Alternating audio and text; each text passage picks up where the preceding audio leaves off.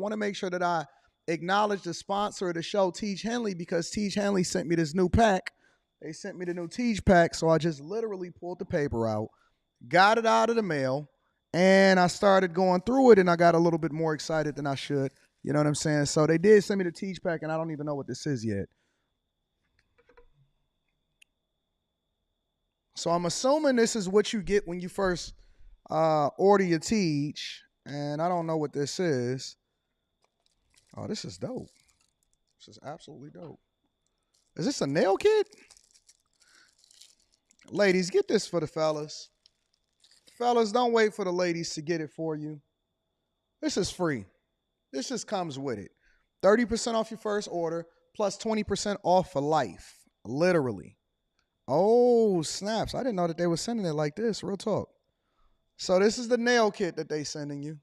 All right. So now you ain't looking like a dusty. This is a free gift straight from Tiege for the people that ordered the Tiege. They got the small one for the little hands like mine's. They got the big joints for your toenails. And then they got the joints at the bottom too. You know what I'm saying? For y'all that's a little bit more crustier than usual. All right, so that's one of the free gifts that Tiege got inside of the pack. And then, what is this? Says squeeze a quarter-size amount of Tiege Hanley body wash on the center of the wet bristles. Lather, scrub, rinse, and repeat for the perfectly satisfying wash every time. So that's inside of there also, right? Ooh, I can get my rubber ducky on right here. You know what I'm saying? So shout out to Tiege for sending me that uncomplicated skincare for men. And then what we got in here? We got the actual Tiege pack, right? So this is the normal Tiege pack, but then they gave me the supersized joint for the people. They wanted me to show the people exactly what they got when they ordered that first Tiege pack, when you're getting your 30% off your first order, and then you get your free gifts. You get 2 free gifts, and then the 20% off for life. So the 20% off for life is a new thing. And man, I ain't even got my keys on me to open this up. Maybe I can use the little nail clipper thing. I ain't got to buy no nail clipper for my new joint downtown.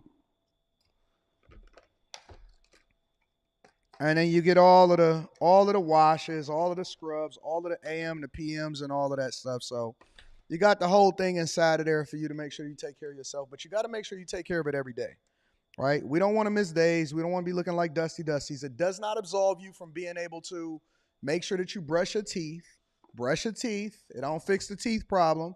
Don't fix you ironing your clothes. Don't fix you being able to take care of your business. But it absolutely makes sure that your skin is phenomenal, even when you go in between shaves. You know what I'm saying? So shout out to Tiege Hanley. We absolutely appreciate you. Thank you for continuing to hold us down. I might do an official Tiege commercial, but I like just talking authentically to the people. I like giving the people the authentic look of what it is that you're dealing with, and I want you to hear from me personally, because anybody can do that little pitch and they can make some little videos, but very few of us can actually speak to the products of exactly what it is that you're supposed to use. So yeah, Tiege Hanley, 30% off your first order, and then 20% off for life. That's the Anton Daniels pack, 20% off for life. Using any other Tiege pack, make sure that you go ahead and let that go. And make sure you tap into the link. It's in the description and take care of it, all right? What's going on is Anton from AntonDaniels.com. I appreciate you guys for continuing to rock with me. Thank you for tuning in for another edition of the Millionaire Morning Show. I am your host, Anton Daniels, and it is Thursday, June 27th, 2024, year of our Lord. What up, friends and family? How y'all feel today? I'm going to switch it up a little bit. It's Thursday. I see my people are in the building. It's Thursday. What up? I appreciate y'all. I love y'all. I'm looking forward to having a great show today. Let me go ahead and acknowledge some of the people. Before I do that, let me first say that make sure you get your Tiege Hanley. That is 40% off your first order plus 20% off for life. 40% off of your first order plus 20% off for life. That link is in the description. Thank you, Tiege Hanley, for continuing to support the platform. We appreciate you. In addition to that, if you guys are not a part of the Patreon, link is in the description as well as pinned to the top of the chat. I want to make sure that I continue to add value into you guys' lives, ensuring that we run up a bag And Stock Club is going to be next Tuesday. This upcoming Tuesday. Stock Club is Tuesday. And I'm looking forward to it because we got a lot to talk about. We got a lot of money that we got to break down. And we going to get there. Y'all saying I got a Rosita of Tila. You said I got to learn Spanish? Oh, my God. I don't even have enough time to be able to learn English. You know what I'm saying? I need to master what it is that I got going on over here first. But hopefully you guys enjoyed the show. Hopefully y'all are part of the Patreon and we running it up on that tip. So that link is in the description as well as pinned to the top of the chat. And then last but not least, I hope you guys enjoyed the pre-recorded content that we dropping on the Anton Daniels channel. I'm loving doing that. I'm trying to figure out if I'm going to do after hours tonight because we got the debate, but then I got a buddy of mine that's supposed to be featured on Fox News on a debate panel via live stream. So he said, Anton, I want to come into the studio and be able to do that. So I got to set him up and make sure that he good on that front. But we going to figure it out. We going to figure it out. So I'll let you guys know. I'll keep you up to date on what's going on throughout these streets. What up, our streets? What up to all of my friends and family? Let me acknowledge a few of the cash apps before we get it popping. First, let me give an acknowledgement to my guy, Mike That Dude. I appreciate you, Mike That Dude. You always hold me down. Shout out to Lloyd Hinton. Lloyd Hinton, I appreciate you, big dog. Thank you for holding me down. Let me read a couple of the super chats. Jermaine Oliver says, good morning. I've joined the Patreon. Looking forward to this journey with the Chasers. And let me give a round of applause to all of the new Chasers. I see y'all. So shout out to James Oliver and welcome to the family. You are among almost 8,000 people. Make sure y'all tap into the Discord. The link to the Discord is in the description of any of the most recent videos, all right? Miss T. Jones says, absolutely loving the Patreon exclusives. Thank you, Miss T. Jones. And I'm glad to have you as one of my friends. I don't consider people no fans. I don't do that fan stuff. I ain't Hollywood. Y'all my friends. So what up, sister? What up, Tia Marie? What up to all of my friends and family? We got Stock Club next Tuesday. We got an exclusive this weekend. Details about the meetup because I got to make sure it wasn't no dusty dusties. And then we going to go from there. All right. So I'm going to switch it up today. Just slightly. It's a Friday Eve. I know some of y'all got paid. I didn't get paid this week. I get paid next week. So it's a Friday Eve. I know that everybody has gotten paid. I know y'all not fumbling no bags. Y'all running up the numbers. So I want to switch it up this week. Before we get into the thick of things, instead of starting off with quick hits, I want to start off with something that people sent me. Now, where's my timer at? Put my timer on here. I don't want to be talking about this for too long. I'm going to put the timer up there for 10, 15 minutes. We're going to go 10, 15 minutes on this subject, all right? So this gentleman, I don't know if you remember this guy, but I did a review video or a reaction video to him, and he was basically saying that, he was... as an engineer, I think he was a software engineer or something like that, or he was a developer of some sort, and he didn't want to do it anymore. And basically my assessment of him was that he was lazy. I know some of you guys remember him. Some of you guys that's new to the channel, maybe you're not as familiar with this gentleman, but I was basically criticizing him. I said, man, this guy's lazy. He not dedicating himself. He's not really throwing himself into it. And I think that that's what the sentiment of the show is going to be. We're going to talk about budgets over in Oakland because I think that they're going to be filing for bankruptcy soon. And you heard it here first. I'm already predicting it. I've been thinking that a lot of these American cities are going to file for bankruptcy.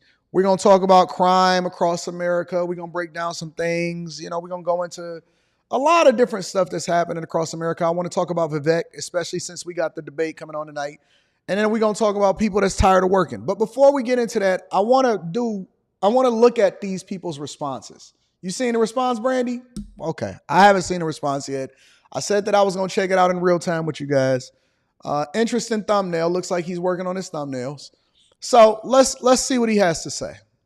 What's up, guys? So I'm coming to you guys from Colombia. I decided to come back and I'm on a herping, birding, wildlife tour of sorts. Just exploring, because nothing really lights me up like just being in nature in general. Despite how optimistic that sounds, I'm actually just making a quick little reaction video to a video someone made against my video that I made almost a month ago now on software engineering, which is completely unrelated to where I am right now. But in any case, I still wanted to make this now while I have a little bit of time. I've wanted to make a reaction video in general to like some of the comments and just like where I'm at and stuff, but I just haven't had the time. But it's coming, you know, like after this this trip here, I'm gonna sit down and just make that video and like properly script it out and do the editing and blah blah blah.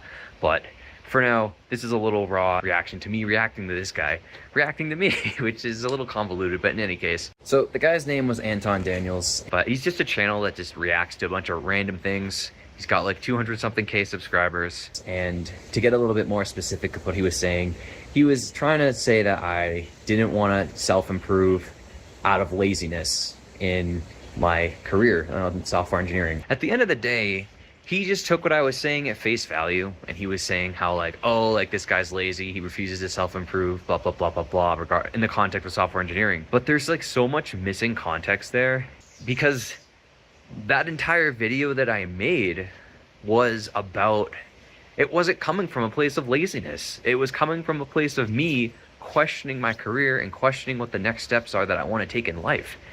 Now, let me add some context. One of the things that he was complaining about, if I remember, because it was a little while ago, one of the things that he was complaining about is having to continuously self-improve as far as the development journey that he had or what it required in order to be successful when it comes to software engineering. So you have to continue to improve your skill set. You have to continue to grow and learn new languages and evolve and become better at what it is that you're doing, and then eventually grow into being a team lead, and then ultimately becoming a, oversee that particular department, and then job hop. And then once you're there for 2 or 3 years, you want to continue to evolve and go over to another different company because they're going to pay you more to leave than you will to stay. But in order to do that, you got to continuously self-improve. And on top of that, you have to get some projects under your belt, which requires for you to really participate in your own success. You cannot stay stagnant. The industries are ever evolving, and you have to forever improve if you want to be successful in that field. And then eventually you get into the C-suite, or you get into the executive ranks, or you become a director and you kind of oversee teams or whatever. But you have to continuously self-improve, and he didn't want to do that. As a matter of fact, one of the things I remember him saying is that he didn't even like coding, or he didn't even like doing it. That attitude resonates within your team. It resonates within your work. You can see that a person don't like doing what they doing. And so why would you keep them, especially when you consider that the industry is an industry of ebbs and flows, and that there was a bunch of layoffs that were coming. And so if you are not as good of a performer as somebody that is dedicated to their craft, then why would they keep you over somebody else? You see what I'm saying? So that is a form of laziness, because that is the requirement that it takes in order to continue to be successful when it comes to software engineering. That's laziness. But I want to hear what he has to say. Because I don't want to end up in a spot 10, 20 years from now where I have responsibilities that tie me to a career that I'm not necessarily passionate about. So I think it is perfectly reasonable for me at the ripe old age of 26, while I have the luxury of the time, to question what to do next. So that's the entire reason why I was like, all right, maybe I don't want to invest any more time into this career. And that's it. That's where that was coming from. Like, I know I might have come off as a little entitled or privileged or whatever it might have you from that video, but that was not my intention at all, because no one is entitled to jack shit.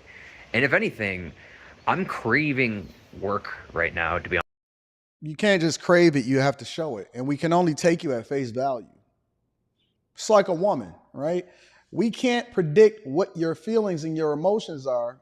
Maybe we can start to figure it out if we've been around you for a long time, or we've been following your content. So the people that is over here at the Millionaire Morning Show, or the Anton Daniels channel, or whatever, so on and so forth, they understand me, and so they can tell when things are off or what my general sentiment is. But usually if you talk to a woman, they want you to predict what they're thinking. They want you to already know what you want them to eat. You know what I'm saying? And so we can't predict what your intention is. We can't go by off your feelings. We can only go by what you say on your videos. And so that's what we react to. Honest with you, like something that Dan Coe said, that is that if you don't like pick your path in life, life will pick it for you. And I totally feel that.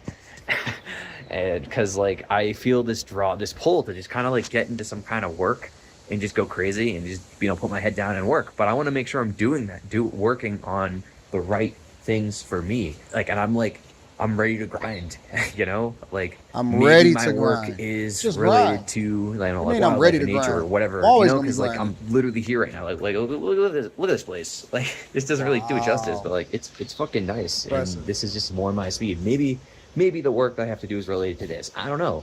I'm exploring my options, but I'm just not lazy. In that video that he was reacting to, I was just saying how I didn't want to, you know, grind out all these like data structures and algorithms and stuff after work every day, after already doing software development. But the reason was because in my career so far, I was able to get good at my job without doing that.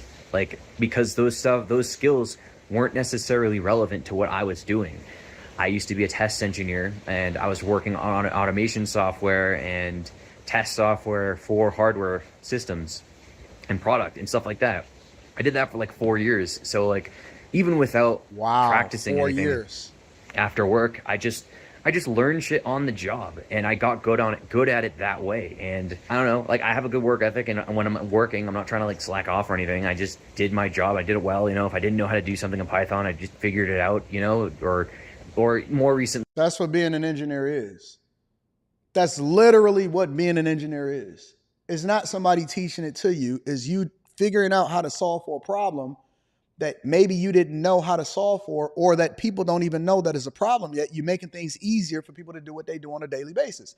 That's what being an engineer is. When I was a diagnostic software engineer, when I didn't know how to do something, you know, I figure out the syntax. I ask one of the people I'm working with. You know, it's nothing too crazy, at least in my eyes. In that video, I was probably doubting my abilities just because like the interview process for software engineering doesn't necessarily reflect the job in certain cases. Literally today, I did a career assessment, online career assessment thing, like a pre-screening thing.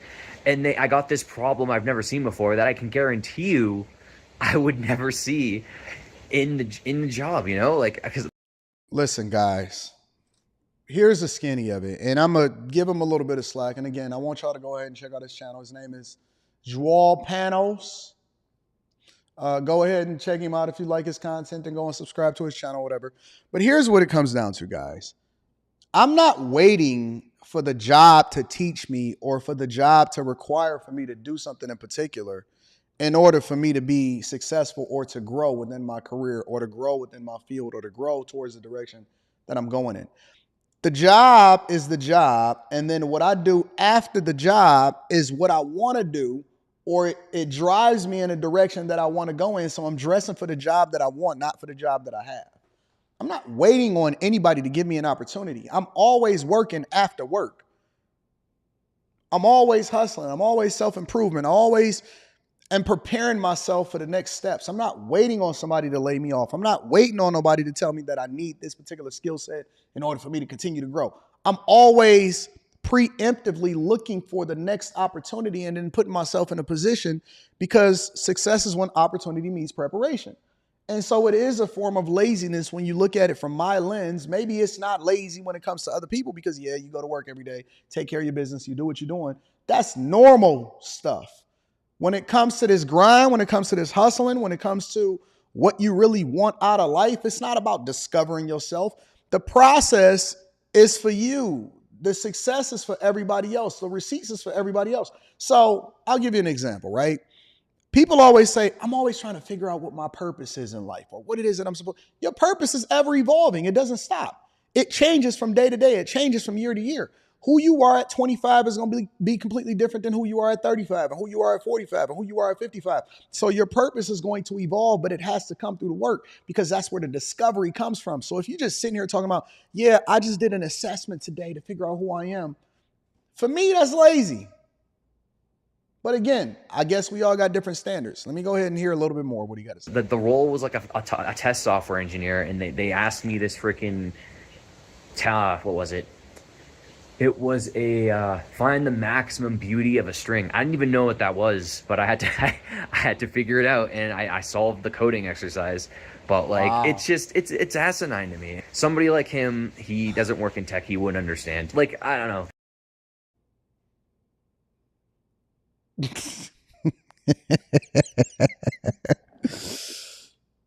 We just gonna ignore that part. We gonna act like he didn't just say what he said. We gonna ignore that part. Come on, let's continue. There's two sides to it, right? Like, you know, on one hand, these companies do need to filter candidates and stuff, but like at the same time, like, it's just, to me personally, I will forever go against the grain on this and say that like these interview questions can be a little ridiculous, even though that like the beauty of a string question wasn't necessarily challenging, but like, I don't know, it's just stupid. And then he was comparing it to how, like, you know, he was getting better as a content creator and stuff and investing all of his money back into his business and continually getting better and continually improving.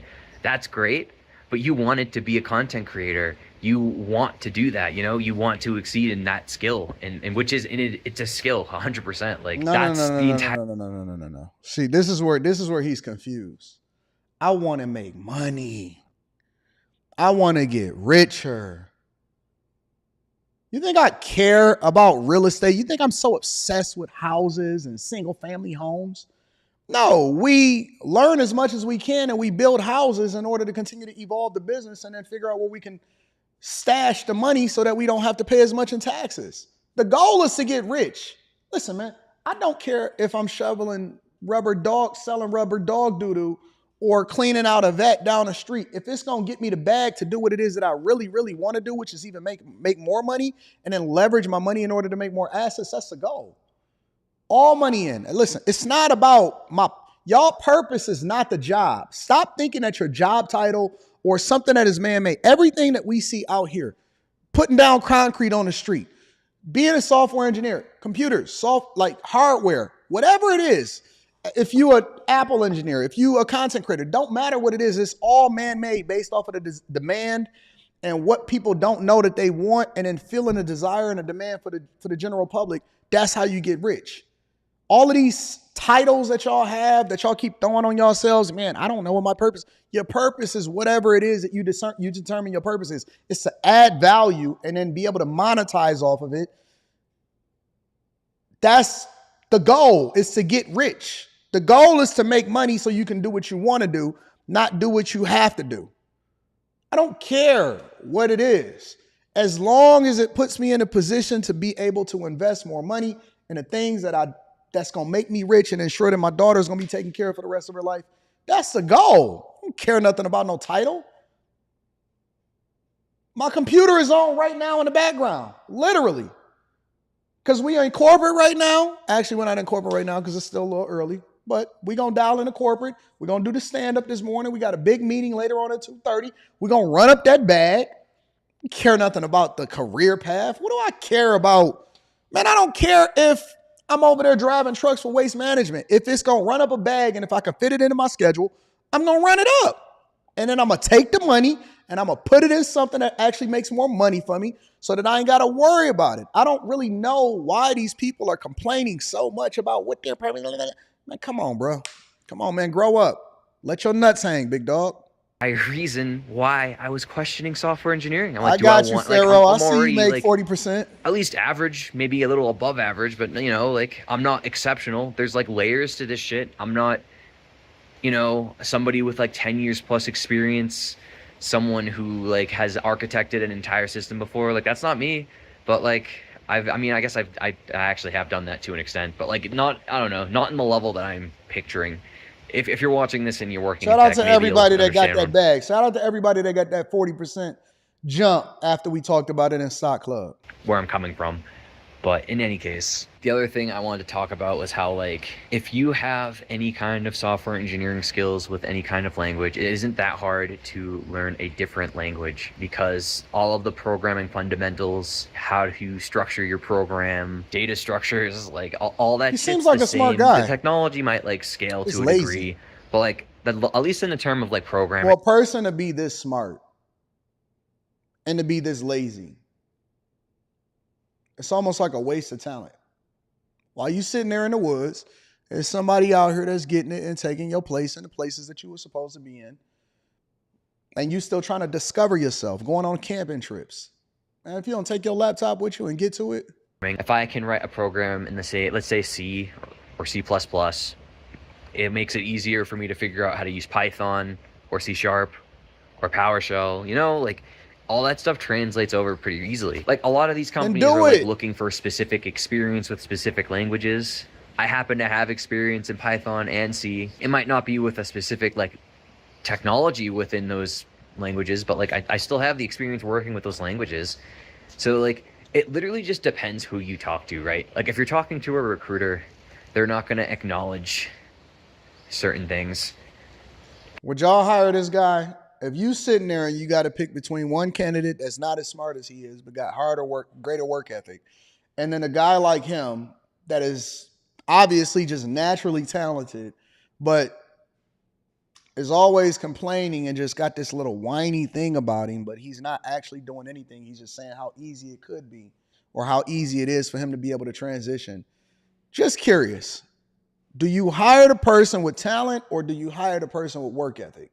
Let me say that again. Do you hire the person that absolutely dedicates himself to whatever it is that he's doing and it doesn't matter whether or not he's good? Do you hire the Jimmy Butler? Do you want the Jimmy Butlers or do you want the Damian Lillards? The Damian Lillards is the talented as all hell. The Jimmy Butlers is the ones that's going to be in the mud getting to it. Do you take the Karl Anthony Towns or you take the Jimmy Butlers? That's an NBA reference for some of y'all. Let's get back to it. But like if I'm talking to someone who's like in on my team, you know, someone who's like trying to hype me up, that's also has like a technical background. Somebody said, I don't think he's lazy. I don't think he's lazy. He's doing what he wants. He's making his money on his terms. No, he got laid off. How do you make money on your terms when you're not making money? He said he got laid off. He got laid off. You can't make money on your terms when you don't have terms. When you need to ask somebody else in order to provide for you, when you have to ask somebody else for a job, which is cool, but you're not interdependent on yourself and making money on your terms, that's not quite what I envision how you framing that whole narrative, big dog. Just like, dude, like your resume's stacked, you know, you should be good. Like, yeah, I don't know.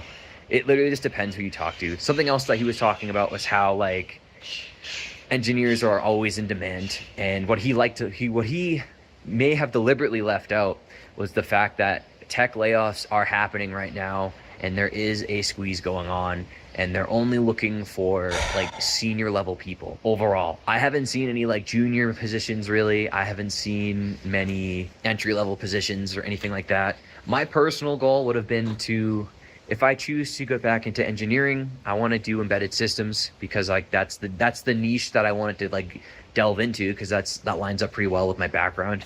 I went to school for computer engineering. That's like a mix of software and hardware. Although most people who study that end up in software, but regardless, that's kind of where I was shooting for, niching down into embedded. And that's what I was on track to do with my last job. But in any case, interviewing. He said that he didn't even like software engineering. He said he didn't like it. Software engineering job does not equate to the actual job itself. It's an entirely different skill set. And the reason why I am questioning whether or not I want to go down that path is because I want to just pursue something that I know I can like get naturally good at, but also like fulfills me. And I don't see why I can't question that, right? Like, I don't know. I don't see the problem with that, as I've already said, because like this guy's just like, oh, he only wants to improve on the things he wants to do, not what's going to bring him the bag. I could make money with photography or, I don't know, sales or video editing. Like there's so many different like ways that you can make money. You just got to obsess over it and get good enough so that you're recognized, which isn't easy. It takes time. It takes dedication. It can also take money if you can like, you know, pay someone to teach you the skill faster. But like, you know, it is what it is. And also he was like throwing around like those crazy monetary figures of like 250K. I am nowhere close to making that much money, like at all. Like I made like I'm not going to specify how much I made, but like I did not make anything close to that much money. And obviously, like if I were to make that much money, I would have to earn it. You know how out of touch someone is when they're throwing out figures like that and they just like generalize an entire like population. If you're making 250K or more as a software engineer, you're working at Fang. That's not even a professional goal of mine. Like if it happens, cool. Hey, Mr. Lot. Hey, Mr. Lot. Do you work at any of these type of companies? Listen, I coach people every single day. Shout out to Mr. Lot in the building. I know he in the chat. I see you up in there, big dog. Hey, Mr. Lot, Do you make over $250,000 a year? I'm just curious. I'm just curious because you do some of the same stuff that he do. I make well over two. Y'all seen my, you seen my W-2 from corporate. I'm just wondering, am I that far out of touch because I'm all money in? I'm all money in. Maybe we just different over here at the Chasers. Maybe we different. Maybe we just got a whole nother mindset mentality. Maybe we just in a whole nother wavelength. Maybe we are as Chasers.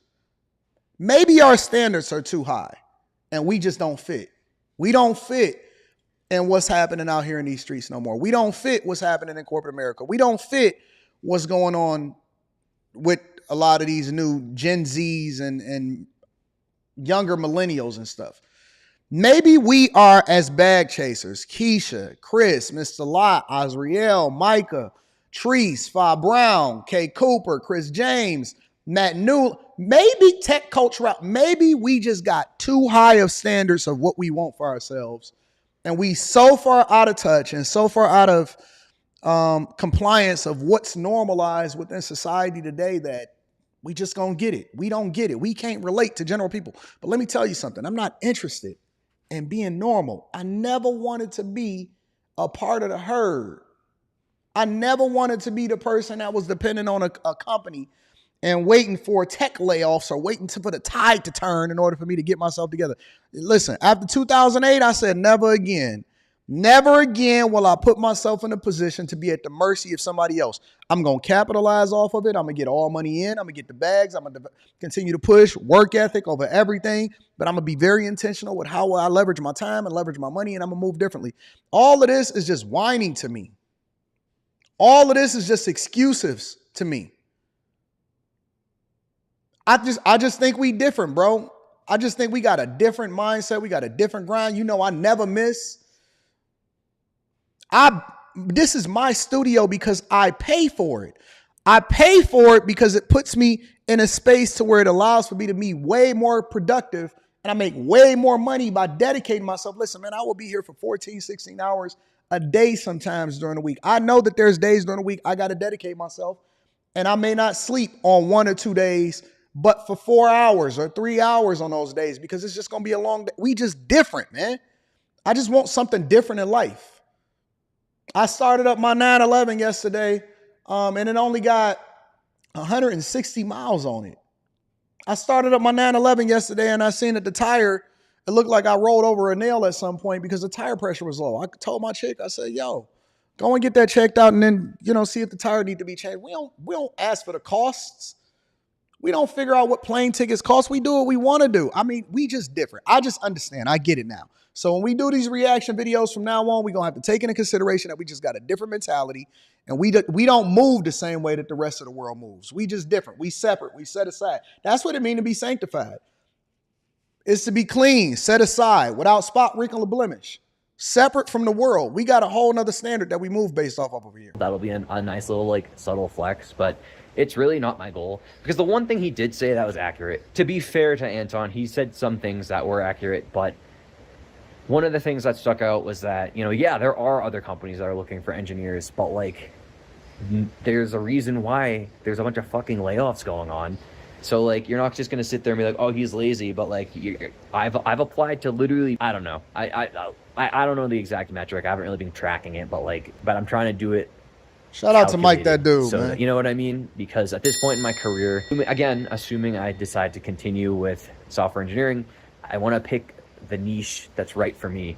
Because the point that I was trying to make in that other video that I was making was that, I said, maybe I admitted that I wasn't good, but y'all want me to bring him onto the show? He said he reached out to me. I don't know how he reached out to me. Reach out to me. I'll bring you on the show, big dog. What I meant is that I'm just average right now with the amount of experience that I have, or at least I feel average, That was the point I was trying to drive home. We're not built like them. We different. I've gotten plenty of positive feedback through my jobs over the years. Granted, coming off of a YouTube video where this guy Anton totally took me at face value of being a fucking lazy piece of shit or something. I don't know. No, I would never call you a POS ever. I respect you. As a matter of fact, I tell people to go and check out your channel. This is more visibility for you, big dog. Capitalize off of it. The only point I'm trying to drive home here is that I want to work. I just want to enjoy the work that I'm doing so that I can inherently get better at the thing. And then I don't really care about the work. I just care about getting rich. The process just kind of turns into a system and it just like, churns. And it goes exponential from there. Yeah, maybe a couple generations ago, people just worked because they had to and they just did whatever they had. Most of the people that I know that's in my circle, they don't even just have one job. I don't know no person in my immediate circle outside of my wife because she works for me. I don't know one person that has one source of income. Let me say that again. I don't know one person that is in my immediate circle that is around me that we don't have to align our schedules and say, hey, when your schedule free and when your schedule free in order for us to link up. I don't know one person that only got one income. Every person that I know that worked from home got more than one work from home job because that's the opportunity to leverage it and get a bag. Every person that I know that worked from home has more than one job that they're capitalizing off of because if they're going to spend 8 to 10 hours in front of a computer, they're going to double the income that come along with it. I don't know one person that got one source of income. Not one. And I got 8. I have 8 sources, different places where all of my income is coming in. 8 sources of income. Some a little bit more passive than others. Had to do to survive. I'd like to think that in today's day. And let me tell you how they leverage it. They use one income to survive, the other one to invest. One income in order to pay their regular bills, and then the rest of it they use to invest. They don't use that in order to level up their lifestyle. They maintain a standard of living, and then they dollar cost average, and they put everything that they have into their investments. One income to live off of, the other one in order to pour into the things that they really want to do. In age, maybe people, depending on, the country you're born into, I'd like to think that most people in the Western world do have the privilege to be able to choose their career in like almost any capacity. Obviously, there is a level of privilege. I'm saying that from a place of privilege, but I'm acknowledging it. So like, I hope that like that doesn't come off the wrong way. But chances are, if you're in college, if you're going to college, you're choosing your major, you have a control over what your career can become. That's all I have to say about that. I don't know, man. Like, putting yourself on social media like I have, obviously that comes with opening yourself up to criticism. And I accepted that when I decided to make a channel because, like, I guess I didn't expect, like, obviously not everyone is going to resonate with my channel. That being said, you don't have to watch if you don't. But still, my entire life, I've worked hard. I've tried to get good grades in school. I tried to do well in college. I always took all that stuff seriously. Once I got a job, I took that seriously. I used to be a server. I started as a host and I got promoted to a server because I self-improved. Wild fucking concept. And I got good at my job. Wow, crazy. And then I got my job as an intern, I got better at that on the job without doing any of the software engineering hustle culture stuff. I just got better working on the job, and lo and behold, I got a full-time role. And rinse and repeat, 2 jobs later, I got the role that that was meant for me. Granted, I was laid off, but that was because the company wasn't doing well. Maybe I misspoke, or maybe I was just flat out wrong when I said, engineers are like the first to let go. But that video was a kind of an emotional one, or a react. I don't know. It was spontaneous. I wasn't really thinking about it too much. But in any case, it's just crazy how you can spend your like entire life just grinding, or most of your life grinding, and then just some dude on the internet takes one video you made and just stereotypes you into this like class of people that you just have so far removed yourself from. like oh my god, like when he's like saying these people are lazy and entitled and whatnot, like that's just crazy. Because like I strongly disagree with that entirely. I've never thought of myself as being like that, you know? Like I've literally worked for everything that I've been able to do in life. And yeah, I don't know, just like enough said. Like the fact that I'm here right now in Colombia, like I fucking worked my ass off when I was working and saved up enough money so that I guess I didn't know I was going to do this, right? Like, you know, you don't fucking know you're going to get laid off most of the time. But like, you know, the money that I had put aside was probably going to go to a house or some shit, but then I got sucked into like entrepreneurship porn, and then, you know, I was like, oh, I want to put this money towards like a business instead. So like I've started to invest into stuff that would help me do that. And yeah, here we are. Here we are in Colombia instead.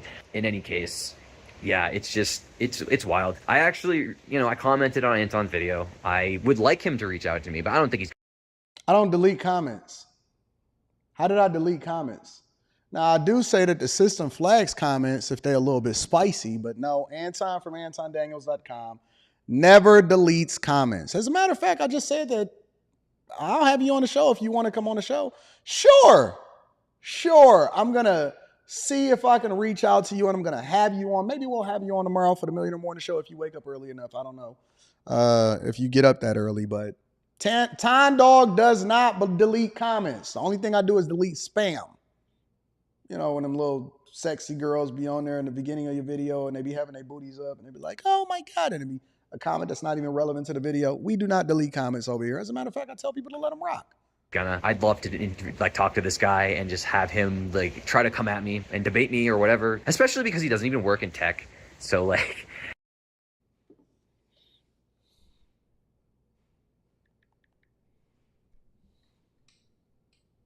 You know how many DMs I get on a regular basis? Everybody think that I'm gonna see their DM. What's his name? I don't know what his name is on Instagram.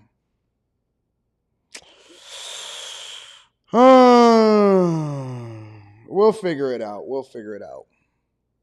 He wants to debate me. All right. Okay. All right. Let me see something. Let me see what he was about to say. Try to come at me and debate me. Hold on. I'd love to like talk to this guy. You can't censor me, but censor someone open to discussion. Okay. And just have him like try to come at me and debate me or whatever, especially because he doesn't... Let me read this. Hey man, you made a hit piece. Ain't nobody make a hit piece video. I just criticized what he was saying. I just reacted to what he was saying. A few weeks back, I'd love to have a podcast style conversation with you for one or both of your YouTube channels. I got more than two. I commented on the video yesterday, asked for the same, but you must have deleted it. In any case, I think it would do really well since the video you reacted to really popped off. All my videos pop off, big dog. I'm going to make and release a reaction video regardless, but I figured I'd reach out to you first. Let me know if you're interested. Yeah, sure. I'm interested. We'll talk about it. Doesn't even work in tech. So like there's so many fucking different layers to working in tech. So many. It's like, you know what I mean? Like it's something you can't really generalize. We all don't make $250K a year. God fucking no. We do not, you know? So yeah, that's all I gotta say on that. The whole entire purpose of this channel is just kind of like document my life and you know, take I don't you know guys what his along for the username ride, is, whether it be good or I bad. I also gotta go through recognize it that and like those software engineering videos might not be the best look if a future employer were to find them, but I don't know, man. Like I kind of just took the risk, you know, like hopefully someone watching that was a future employer would just, you know, stumble into my channel and see my other videos and see that I wasn't a fucking degenerate, because I'm literally craving work right now. I've been looking for work. I'll admit I haven't been looking for work as aggressively because I've been weighing my options. I've thought about sales. I've thought about obviously getting back into software engineering, whatever. That's the default generic path. But I've also thought about like, I've been weighing my options for the reason that I already... Neither here nor there. So I just wanted to go ahead and give people more visibility again. If you guys want to check out his channel, it's called Joel Panos. I'll look for his DM amongst the thousands of DMs that I get on a regular basis. I'll look for his DM and then we'll get there. We're going to get there. We're going to see if we can get him on for tomorrow's show. Make sure y'all hit a like for the algorithm, subscribe to the channel, and turn on your notifications. Anyway, shout out to him for the good content. I want to make sure that I give a round of applause to the big dog. Hey, but listen, On the real though, before we continue on with the show and we start getting into Oakland and all of this stuff, right? I want to make sure that I give credit to the content creators, right? Because it's very hard. It's very, very difficult to be vulnerable and put yourself out there only for the people to send me a video of yours to react to. And then you got to deal with the consequences that come along with that. And now you're asking for a debate. I just want to make sure I shout out all of the content creators because, you know, the internet is forever. The internet is forever. And, you know, when you jump out there, you can't really take it back. I don't know. We'll see what happens. So it should be a very, very interesting conversation. So I wanted to start the live stream off a little bit different today. And instead of doing quick hits, we did a little bit of a observation of what people are saying as a reaction to what I say about them. Shout out to Pharaoh. Pharaoh says, Time Dog, I made 40% on you know which stock. Shout out to the Chasers. I watch stock club videos and try to tell my cousins, but they won't listen. You can't drag them and force them to eat. You can lead them to water, but it can't make them drink. In less than 30 days, stock club made me over $500. So you mean you paid for your membership for like 5 years? Here's a 20 ball for you. Shout out to the Chasers. Shout out to my dog Pharaoh and all to the bag chasers. Mr. Lot says this dude is like Ben Simmons. Facts. Shout out Mr. Lot, running it up over there. Romeo, shout out to Romeo Buchanan, says making over $200,000 cleaning toilets. What? You mean that you wasn't looking for your purpose and you didn't find it in the toilet? Sister, shout out to Sister, says, Mr. AD, he sounds like you hurt his feelings. And what do you say about feelings? Your feelings. You know what I'm saying? That's what we say over here, Miss Sister. J-Dub says these guys put more energy into your critique as opposed to improving themselves and getting better. I love this community. We gonna run it up over here. Shout out to Tech Coach Ralph in the building, says, if he dedicated his time to enhancing his skills instead of making videos to whine about why he's not lazy, he'd be employed right now. Can't believe he ain't already had 2 jobs. So that way, if you lose one, you just go ahead and start searching for the second one. He spent his entire life grinding. He's only 26. All my life, he's been listening to too much Nipsey Hussle. L Boogie says, bad chaser here, working from home, 1 full-time gig and 1 contract, looking to add another in August. I get it though. This ain't everybody not built for it. You know how people be like, everybody can't be rich? I agree. Soft dude needs to holler at Tech Coach Ralph. Shout out to Tech Coach Ralph in the building up here and running it up in the bag chasers. Make sure y'all tap into the Patreon. Link is in the description as well as pinned to the top of the chat. All right, now let's get into the meat and potatoes of the show. Oakland. I've been keeping my foot on Oakland's neck for a long time out here in these streets. Oakland, I know Shang Tsung because, man, you listen, you know these politicians is paying attention. You know they be watching and seeing what's happening out in these streets. Oakland. I've been having my foot on Oakland's neck for a long time. Shout out to Shang Tao. Shout out to Shang Tao. What up, Quentin in the building? My guy, I appreciate you, big dog. So, I predict that Oakland will be the next major city to file for bankruptcy. I predict that Oakland will be the next major city to file for bankruptcy, insolvent, cannot pay their bills, will 100% be ran into the ground. I predict it. If you are in Oakland and you can get out, run. Actually, you know what? Stay there because y'all voted for this.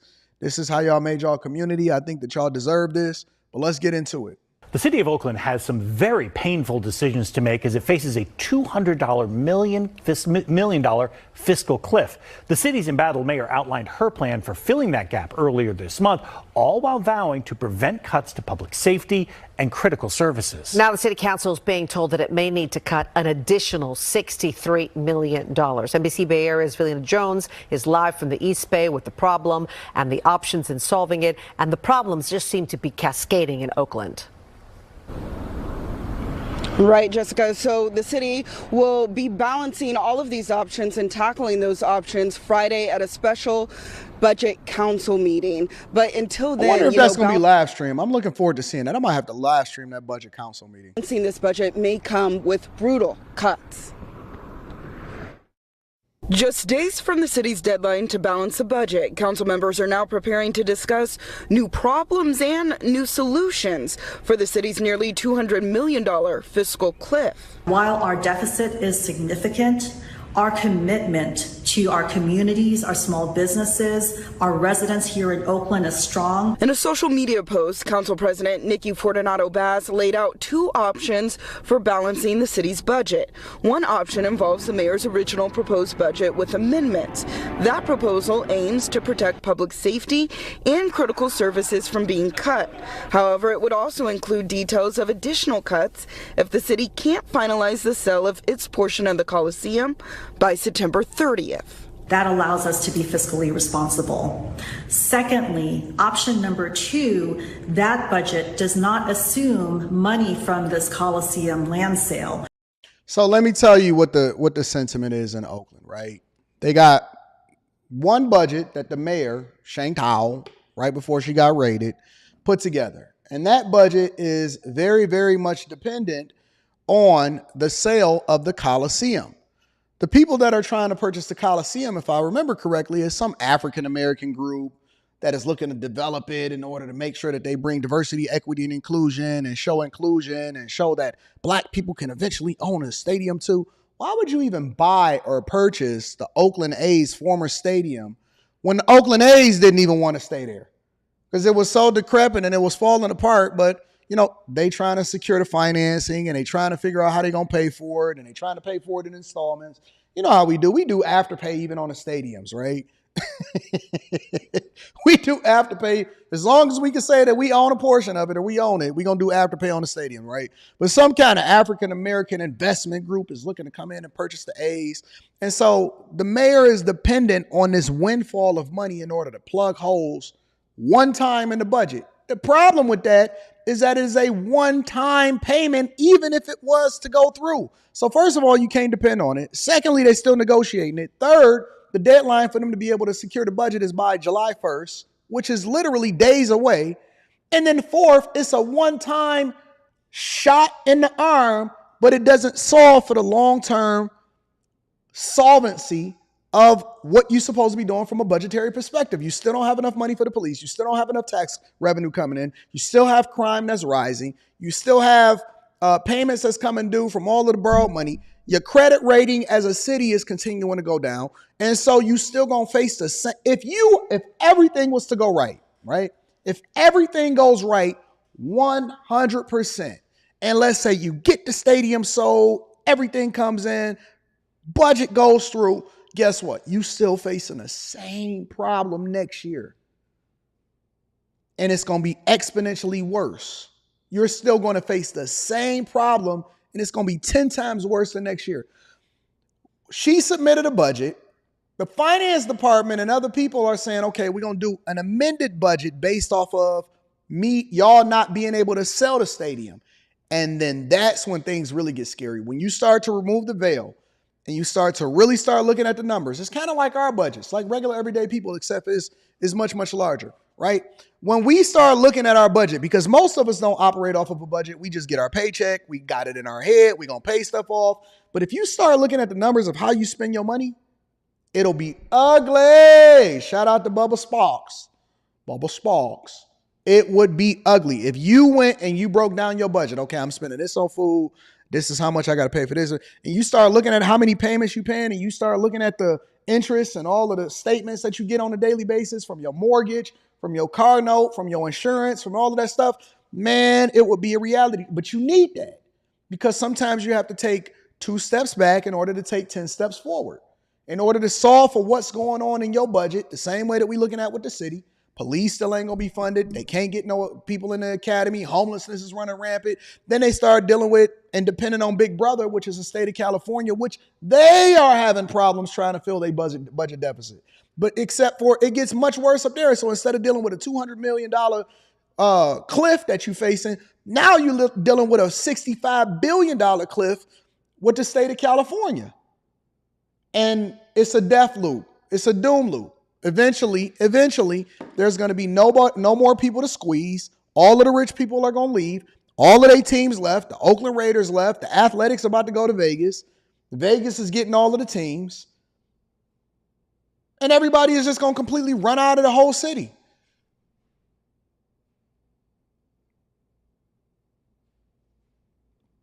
So that budget is more dramatic in terms of the reductions. The second option leaves out any funds for a Coliseum sale. Instead, it calls for $63 million in additional cuts. Those cuts would impact several city departments, including parks, libraries, and OPD staffing, including Oakland Police Headquarters is already closed. It seriously looked like Gotham. Have y'all seen Oakland Police? The Oakland Police, not the headquarters, but have y'all seen the Oakland Police precincts and what they look like? Let me see if I can pull it up for y'all.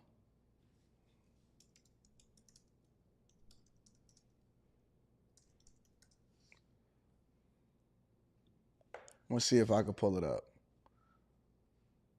I did a YouTube video. I don't know if I can find a picture of it. Let me go ahead and play it. I'm going to play it, and then I'm going to try to pull it up. In freezing police academies. Those are cuts the police union says would be downright dangerous. Without incoming academy, there's no way that we can fulfill the staffing that need to patrol the street of Oakland and make it very dangerous and unsafe for the citizen of this city. Several fire stations would also be browned out.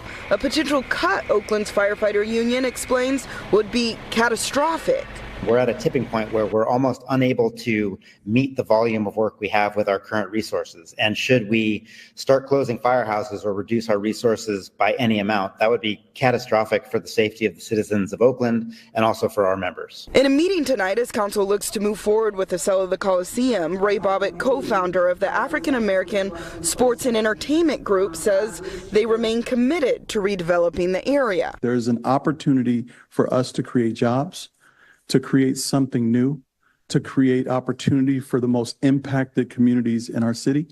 And so we're very much supportive of it and hope that you will vote for it. And as the city tries to figure out how to keep from falling off a financial cliff, critics are increasingly calling for change. And the public has to endure significant, drastic cuts to public safety. Yet again, how are they representing us? Let me pivot for a second and let me give it to y'all from another angle. In the meantime, a special city council meeting is happening now in Oakland, all in the middle of all the chaos. Hey, remember when y'all wanted to defund the police? Well, now you ain't got no choice. Surrounding the federal raid on the mayor's home, city leaders are also racing to address a budget crisis. Yeah, it's been nearly 1 week since the FBI's search of Mayor Sheng Tao's home threw the city into turmoil. The mayor, meanwhile, back in public today. We spotted her at the MTC commission meeting in San Francisco this morning. She left that meeting early, and an aide came to retrieve her things. And the city council needs to pass the mayor's budget proposal by the end of the week. It relies on the sale of the city's half of the Coliseum site, all to avoid major job cuts and service reductions. But the council is now working on a backup plan in case that all falls through. Wilson Walker explains that could mean some painful choices. Everybody gonna take a haircut. Y'all gonna still have to pay taxes. You ain't gonna have no police I also want to make it very nothing. clear that the item in front of us is about the purchase and sale agreement for this project. How is this not being covered by almost every single financial blogger or anybody that's paying attention to politics that's on a local level? How did we cover so much of Tiffany Henyard, but we not spending every single day covering and paying attention to what's going on over in Oakland? We're witnessing history being made again. We're witnessing history being made. Police is raiding, FBI all up in there. All of their teams left their city. Can't get no recruits. Can't put no fires out. At night, it looked like a zombie apocalypse. The mayor is in a pay for play. The chief of staff is snitching on the mayor. Her counsel that's being paid by the taxpayers quit. Communications director walking out the door. $200 million budget shortfall. In the 11th hour, they trying to figure out what's going on. They are literally about to bankrupt the entire city and it's going to be left up to his own devices. It's probably going to be policed by the state police. And we are not really paying attention. We are distracted by abortion and transgender Miss Maryland. How is this not something that's at the forefront? Why is this not going to be introduced into the debate tonight? Listen, if I was the moderator and I was setting up the questions, this would be a part of the debate tonight. This would absolutely be a part of the debate tonight. How can a major city like Oakland completely collapse on itself? Is this not foreshadowing of what's to come for much bigger cities? How is this not being highlighted on Fox News and all across the board? Why is this only local news over in the Bay Area? For future economic development at the Coliseum. Our budget item is a separate item that we will discuss on Friday.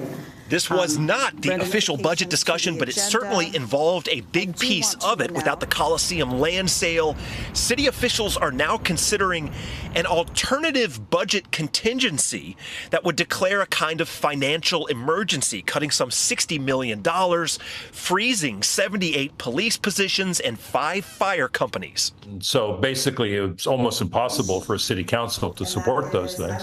But I suppose if the Coliseum deal isn't real or falls through, I don't know what choices they have.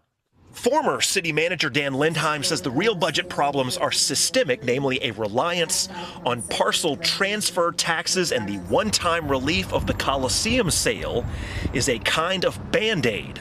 And I don't begrudge using the Coliseum money if it's part of a plan to buy time and we're going to do X, Y, and Z moving forward. But if you're just going to balance the budget by selling the Coliseum and not do anything else, then you're just kicking the can down the road a year. You know what this reminds me of? This reminds me of Kmart and Sears. A lot of y'all are too young to remember. But the first thing that I would do every single morning when I went to work, because I was working in a steel mill, the first thing that I would do every single morning, and I would buy 2 papers. I would buy the Wall Street Journal. Yep, because they had that actually, I would buy 3 papers. I would buy USA Today because I wanted to know what was going on internationally. And I would buy the Wall Street Journal, and then I would buy the Detroit Free Press at the time. I would either buy the Detroit Free Press or the Detroit News. Both of them kind of reported on the same thing. And the first thing that I turned to was the business section. Then I read sports and I read general news. And this is why I was so gung-ho about eventually creating a news channel that highlighted what was going on across America and then give my opinion on it, because I had so many thoughts back then, but I couldn't express it because I didn't have a platform in order to do so. And then I had to build up the platform. Eventually we created Millionaire Morning Show from After Hours, and then After Hours went over to another channel. You know the whole spiel, right? But it reminds me of Sears and Kmart because I remember the stock would have an upswing or uptick because they had a great quarter. But then when you started to dig deep into exactly how they generated so much revenue, it wasn't that they were selling more products. It didn't mean that the Kmart headquarters wasn't going to eventually close. It didn't mean that they was actually doing well as a company. They were still getting a lunch taken by all of the other retailers such as Walmart. Walmart was about to put them out of business. Amazon was coming. Myers over here in the Midwest was absolutely destroying and taking a lunch. But they would do a sale of like a property or something. So it would be a one-time jolt into it, right? Or they mortgage the headquarters or something stupid, right? It would be something completely unrelated to the business itself. You do not solve the problem by a one-time hit. One-time windfalls don't solve for the issue. Even them selling the Coliseum cannot save them.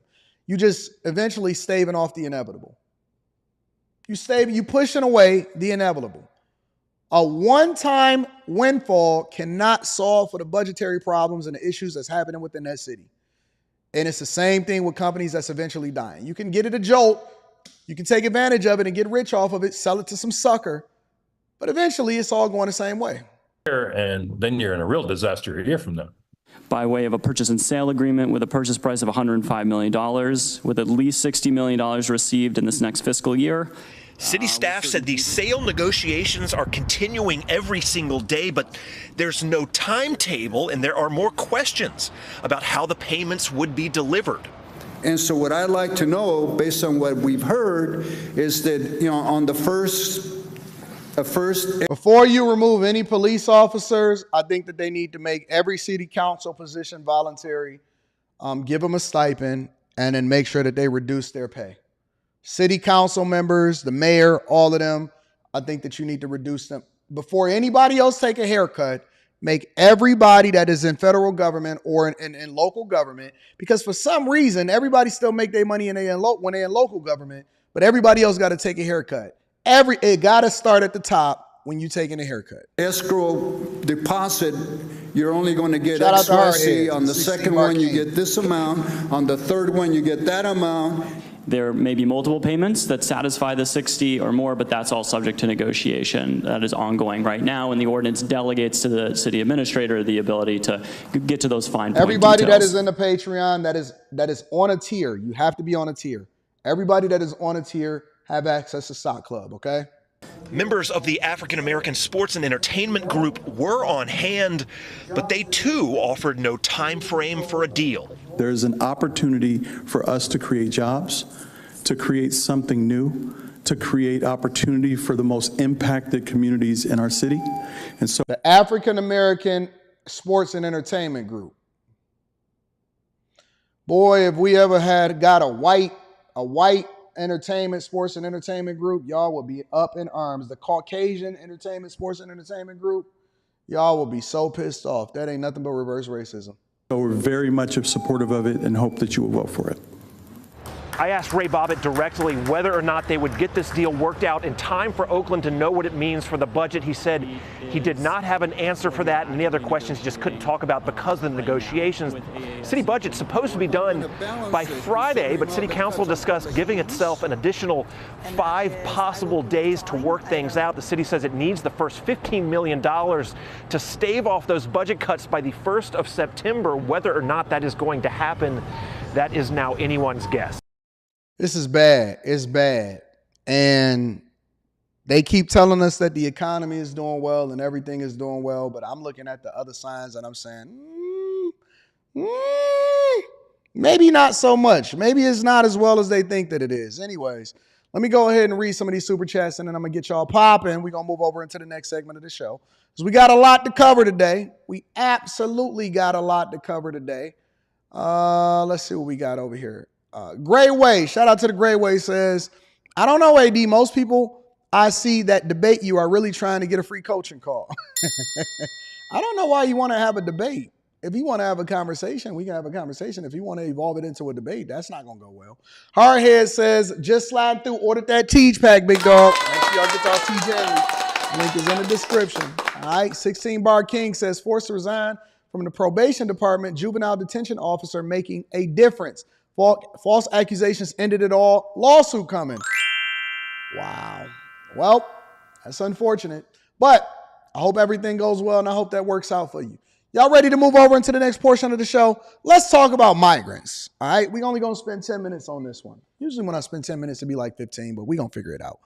Let's talk about migrants, because what's important in this part of the show is to highlight that we were right all along.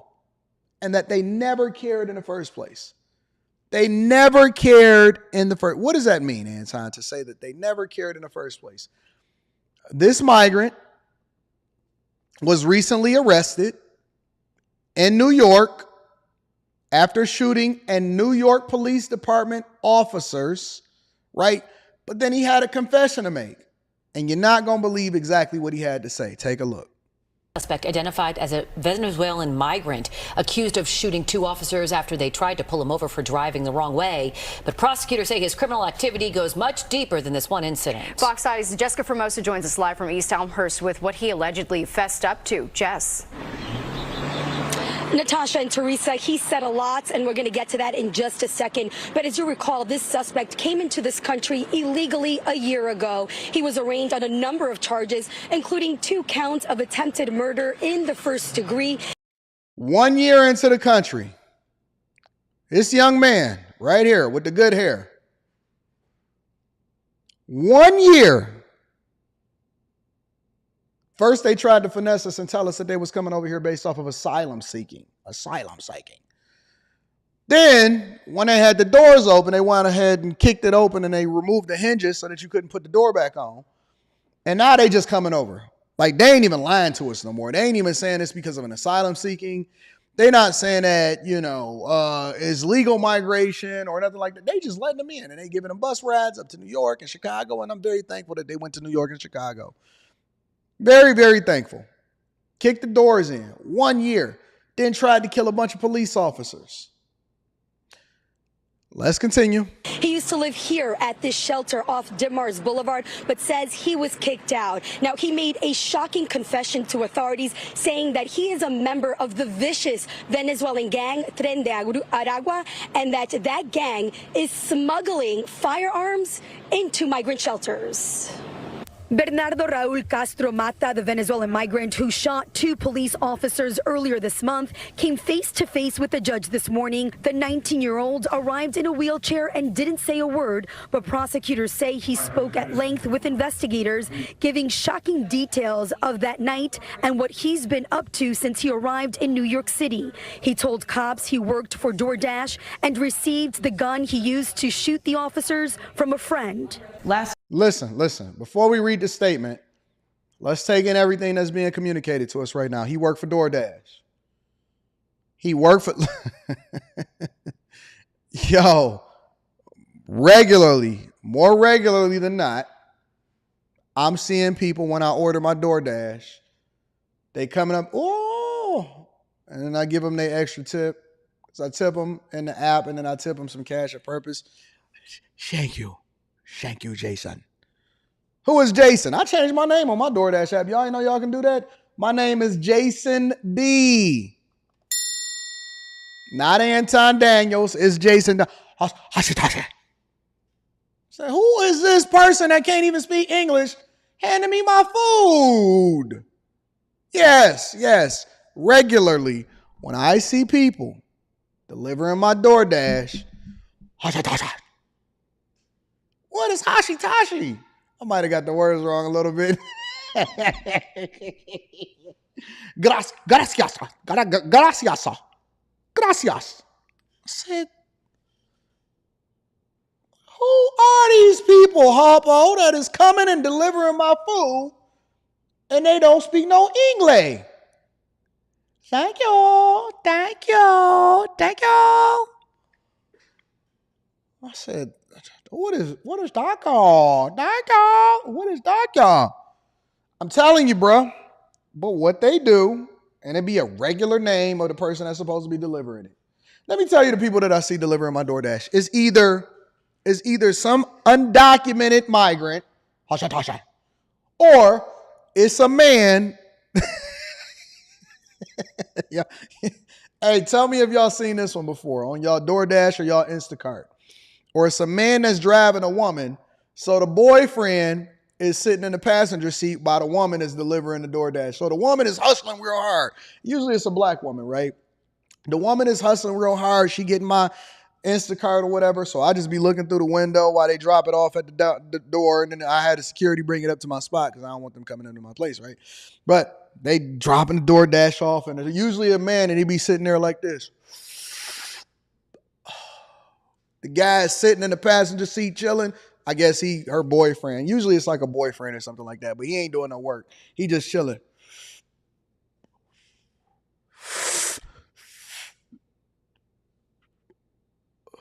That's how he be looking. And then the girl be hustling. Thank you, Jason. I appreciate you. Hey, your name ain't Jason. Your name is Anton Daniels. Y'all know. Y'all see it. Y'all know it's in the chat. Y'all know what's really happening. Y'all know what's happening. You see it all the time. It's a guy that be sitting in the passenger seat. The woman be hustling. Oh, here, thank you. Or it's a guy that, or it's a migrant that's delivering your stuff. Hashitashi. And so that's what they do. They basically get somebody that they know that's an American citizen, and they sign up for these DoorDashes and stuff like that. And then they operate under them, but then they only get a percentage of the profit. So everybody makes money. But it's all under the table because nobody's actually being taxed to it. Listen, the next time y'all get DoorDash, it's going to be 1 or 2 people. You got a 90% chance of this happening. Of it being a regular person, you only 10% in the making. It's a strong possibility it's either going to be a migrant, Tashi. Or it's going to be a guy, some guy in a wife beater. He's going to be sitting in a wife beater like this. And the girl is going to be getting the groceries out of the back or getting your stuff. Oh, thank you. I appreciate you for the extra tip. Watch.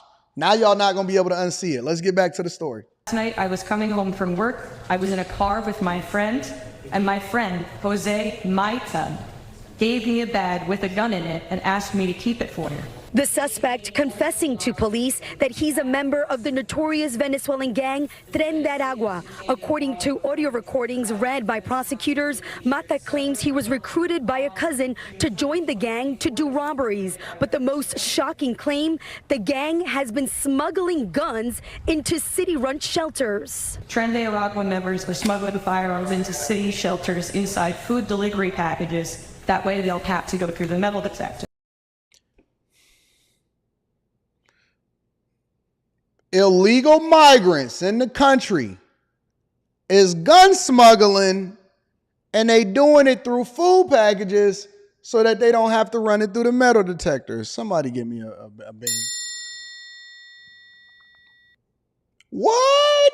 You telling me that they out here finessing, not paying taxes, door dashing, and then they smuggling pistols up through the country and then into the migrant shelters? They got pistols ratting out inside of the migrant shelters. I was wondering why I seen so many metal detectors up there in New York at the Queens Migrant Shelter and stuff like that, because they out there with knives and guns. They strapped up. They running that mug just like a prison. The same way that they getting contraband inside of the prison is the same way that they smuggling inside of the migrant shelters. And Venezuelan migrant man right here that just shot at 2 police officers, y'all keep trying to figure out where they getting the guns from. They running them up in the migrant shelters. And they riding on their scooters. Test one if you want to. Get out of line. Get out of line with Hashitashi if you want to and see what happens. On June 3rd, 2 NYPD officers attempted to pull him over for driving an unregistered scooter the wrong way on a one-way street in East Elmhurst. As police tried to pull him over, Mata ran off. Police chased him, and when they caught up with him, he resisted arrest. Mata allegedly fired at both officers, shooting Officer Christopher Abreu in the leg and Officer Richard Yaruso point blank in the front of his bulletproof vest. In court this morning, the ADA says Mata also said that shooting at police officers is what they do in his home country. So they bringing, we talked about this. Hey, Tia Marie, did we not talk about this? Connie, did we not have this conversation? Tech Coach Ralph. Sister, did we not have this conversation? We told y'all what they're doing. They're bringing their ways over into the United States of America. And if they don't like the police officers bothering them, they just go ahead and shoot back. They don't respect police officers over here. And they get it from their mama. So they come over here and they see that the black people don't respect police officers. They already saying defund the police. And so when they start to get chased by the police, they shoot at the police officers. That's what we do back home. We do the same thing back home. We don't ride around unless we strap.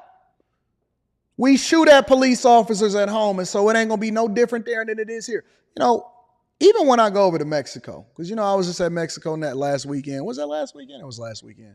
Even when I was over in Mexico, I was very, very careful to tiptoe around and make sure that I was abiding by every single law that they had over there, because ain't nobody trying to get caught up where they only got pesos. Ain't nobody trying to get caught up with the peso life. Bow, bow, bow, bow, bow. It is common practice for Tren de Aragua gang members to shoot at police officers because Venezuelan police officers shoot at gang members for minor infractions. Venezuelan police officers get shot often in my home country because criminals feel there is a chance of getting away. He was once again held without bail. This dangerous individual wasn't afraid to shoot a New York City police officer because he thought he was going to get away with it. Not in this country. Yeah, right. Now, Mata pleaded not guilty to all of the charges. Now, since he ratted out his gang, his attorney did ask the judge to keep him in protective custody. The judge did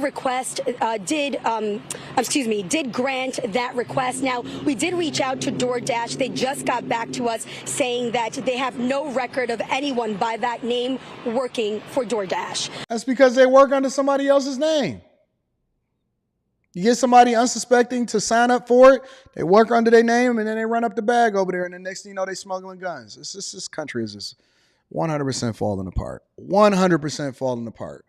But that's what y'all signed up for. Y'all voted these people in office, and now they gave y'all what y'all wanted. They left the borders open, but you still gonna vote. I had an older black man tell me, yeah, man, because you're a traitor if you vote for Trump. Who the traitor? You voted for somebody that basically left the borders open. A.R. Smitty says, I get a dash couple every time. I do too. I don't know what's up with these dash couples. It seems like they could be a lot more productive. What's the point? Y'all got to explain to me these dash couples. Y'all got to explain to me what these dash couples are. What is up with these dash couples? How come he can't be doing his thing and then she be doing her thing and then they run it up? Or if he going to be doing it, he might as well be the one to deliver it and then put her to work doing something completely different. I don't understand these DoorDash couples. I'm so confused about these DoorDash couples. I don't know. Anyways, my dog, Mr. Lot, says, or she let Nug Nug deliver on her account. Yep. Shout out to Nug Nug. I'll be seeing Nug Nug. I'll be like, man, dirty than a mug. Hardhead says, I had a DoorDash dude, had his wife and kids. Me too. Except for mine was an Instacart. I said, man, they had what did they have? One of them Chevy Suburbans, the old school ones. I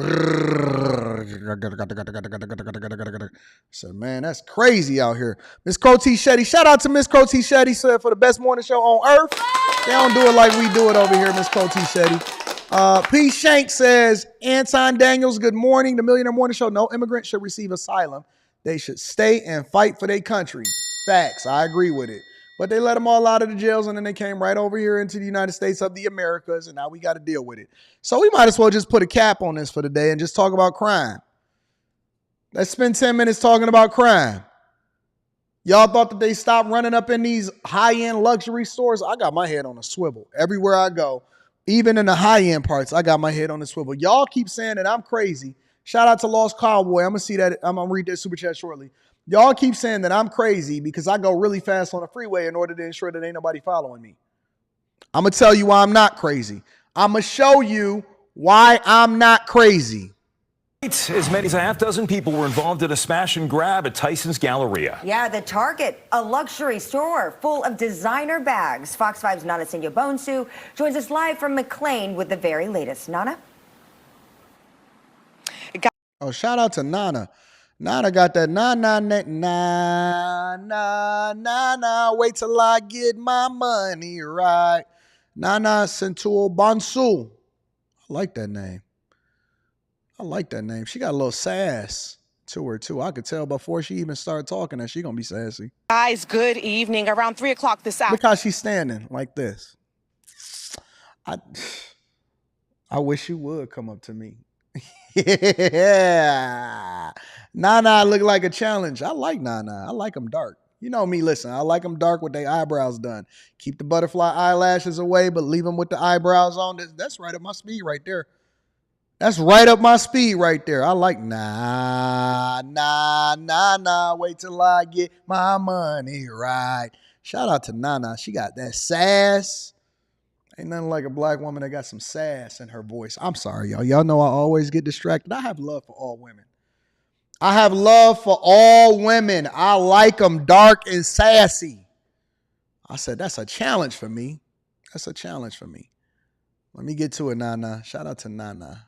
Afternoon, Fairfax County Police were called here to the Galleria about a robbery at the Chanel store. So what we know right now is that a group entered the store and then they left with items worth thousands of dollars. The luxury handbag and accessories boutique closed its doors for the rest of the day, saying they will reopen tomorrow at 11 o'clock. There was a Fairfax County police officer standing outside the store for some time when we arrived. Now, we did speak with a number of employees who were working at nearby stores and witnessed the group run out the doors. One person tells us it was about 6 people, men and women, running and dragging stolen items and cases out of the Galleria. Right now, we can't confirm if there were any injuries to employees or shoppers during this robbery. Now, today's incident is just one of many retail thefts, smash and grabs, organized crimes we are seeing across the region. Here in Fairfax County in particular, just last December, a Maryland man was arrested for stealing $50,000 worth of merchandise from Saks Fifth Avenue right here at the Galleria. The National Retail Federation. I thought the Galleria was supposed to be nice and high end. If I'm not mistaken, I thought that the Galleria, Tyson's Galleria, ain't this in Washington D.C.?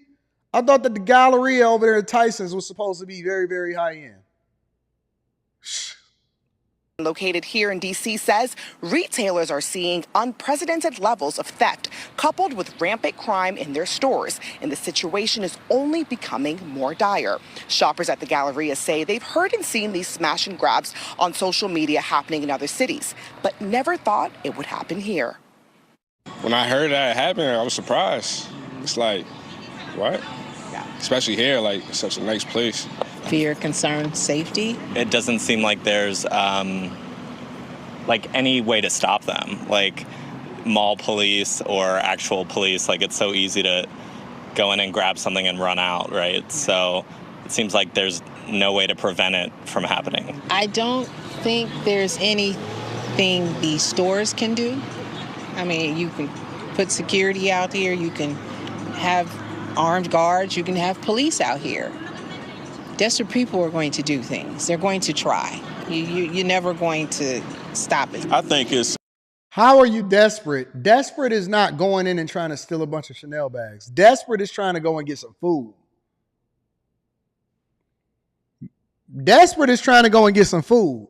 Capitalizing off of lax security and knowing that we don't do anything to criminals inside of the United States of America.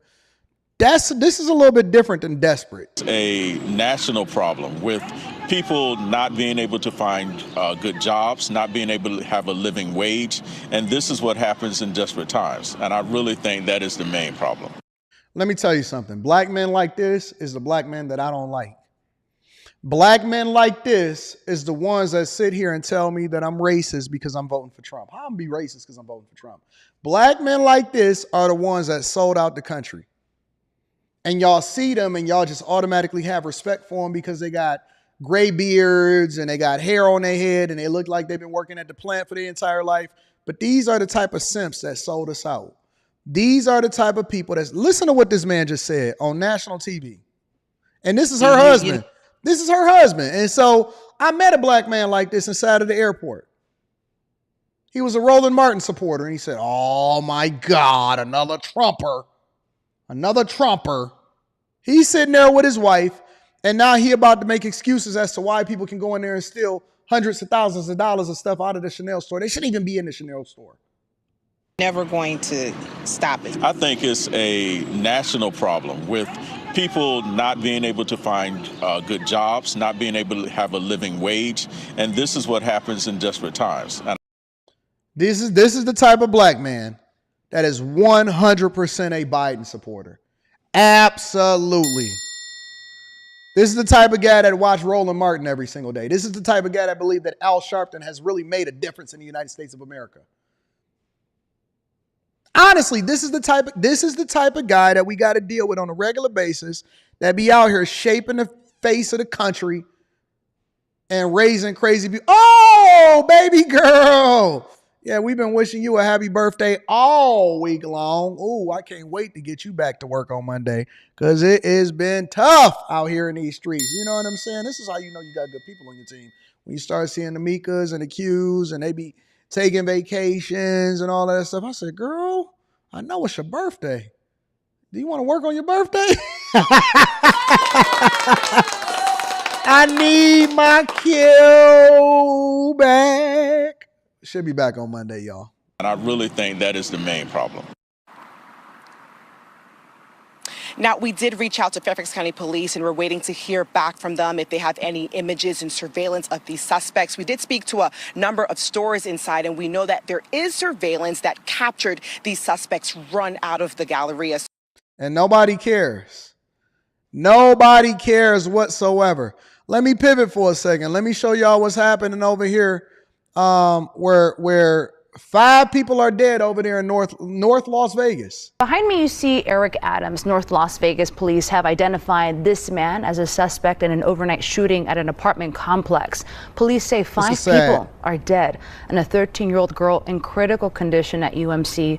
Officers are telling 8 News Now that Adams has been located. Joining us right now, 8 News Now reporter Ryan Matthew. He's live in North Las Vegas with more details on this developing story. Ryan.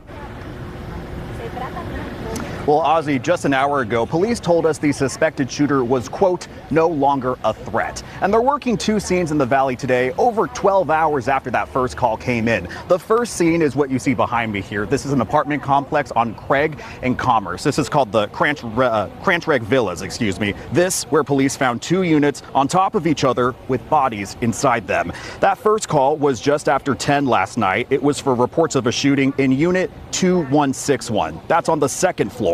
Inside, police found the bodies of 2 middle-aged women. A 13-year-old girl also taken to UMC Trauma in critical condition.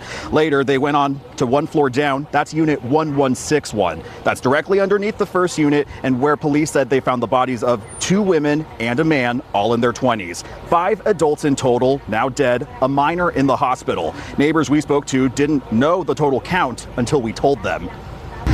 How do you think this is going to impact everybody who lives here? All black men that get past a certain age start looking the same. They had a white beard. They have the middling hairline that's going back. They refuse to let go, and so they keep their hair cut really, really low, and they usually just wear... Let me stop. Anyways, is it a prototype, a way that black men are supposed to look? They all look the same. Larry, some people gonna move. Like I'm thinking it now, and I'm like, but then it don't matter where you go, so it could happen on a nice street because we seeing that all the time. No.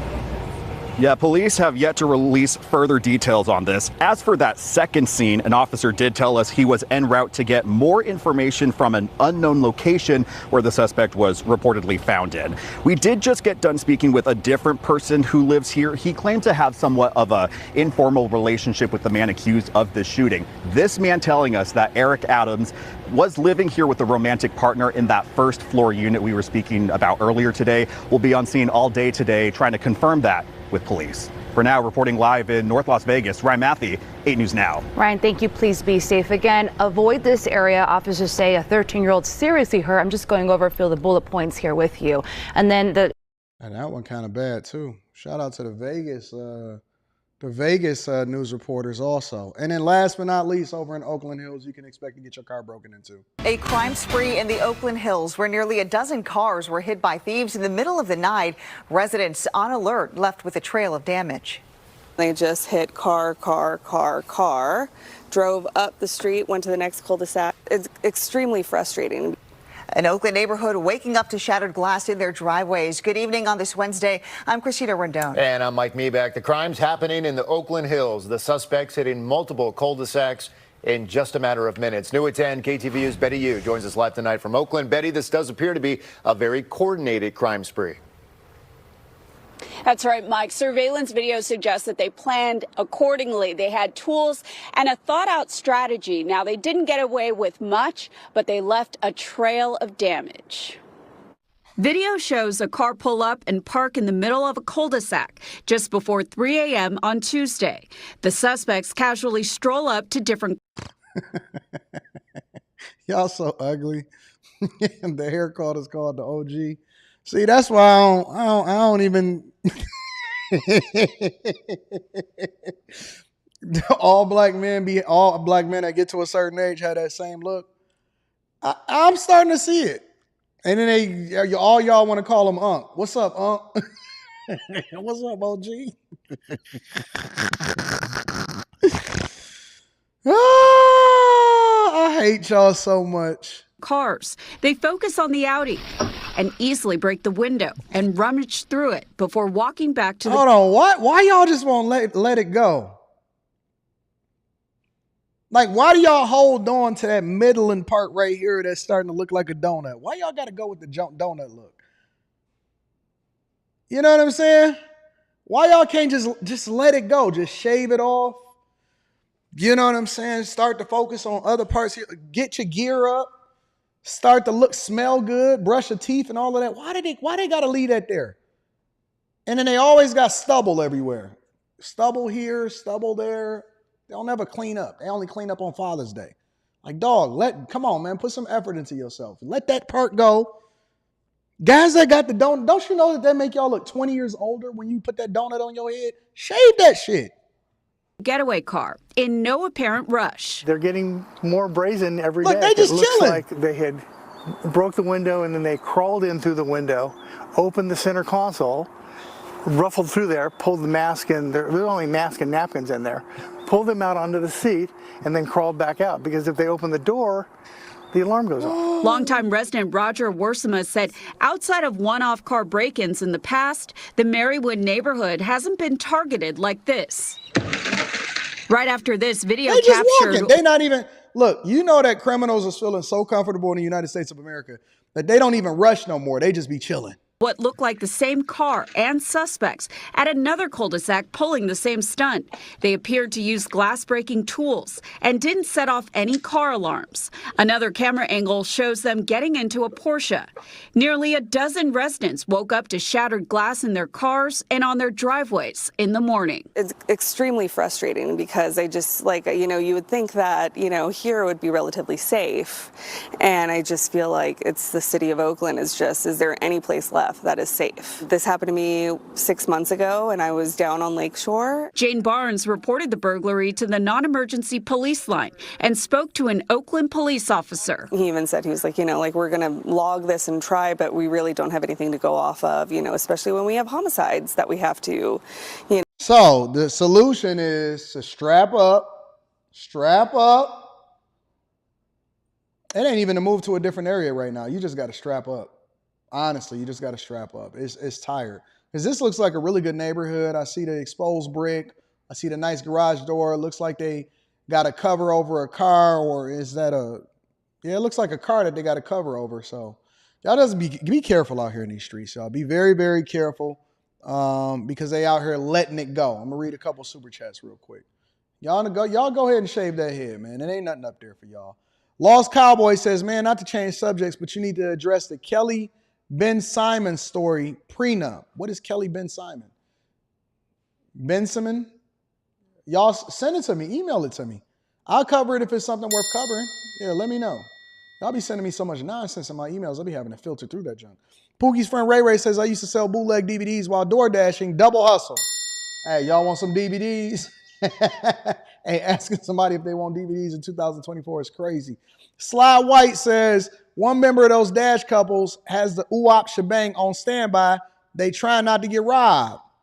But they losing money. It's DoorDash.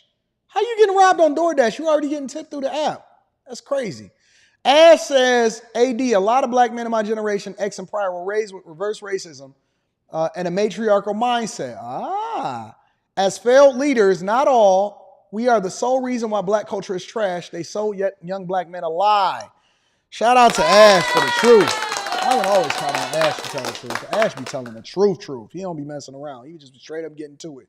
Shout out to you, Ash. I appreciate y'all. All right, y'all. We got to pivot.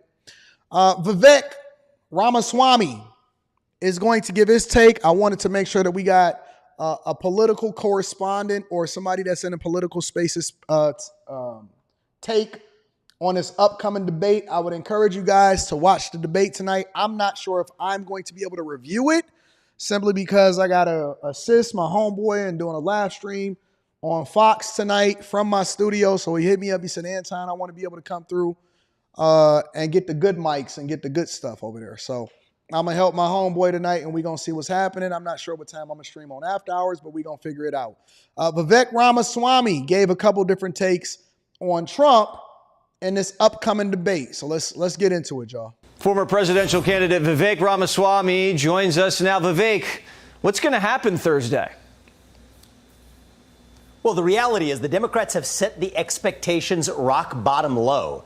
Keep in mind, back in 2012, when Obama showed up in that first debate versus Romney, it was the other way around. Expectations were high and Obama bombed. So they've tried to set up Biden as well as they possibly can.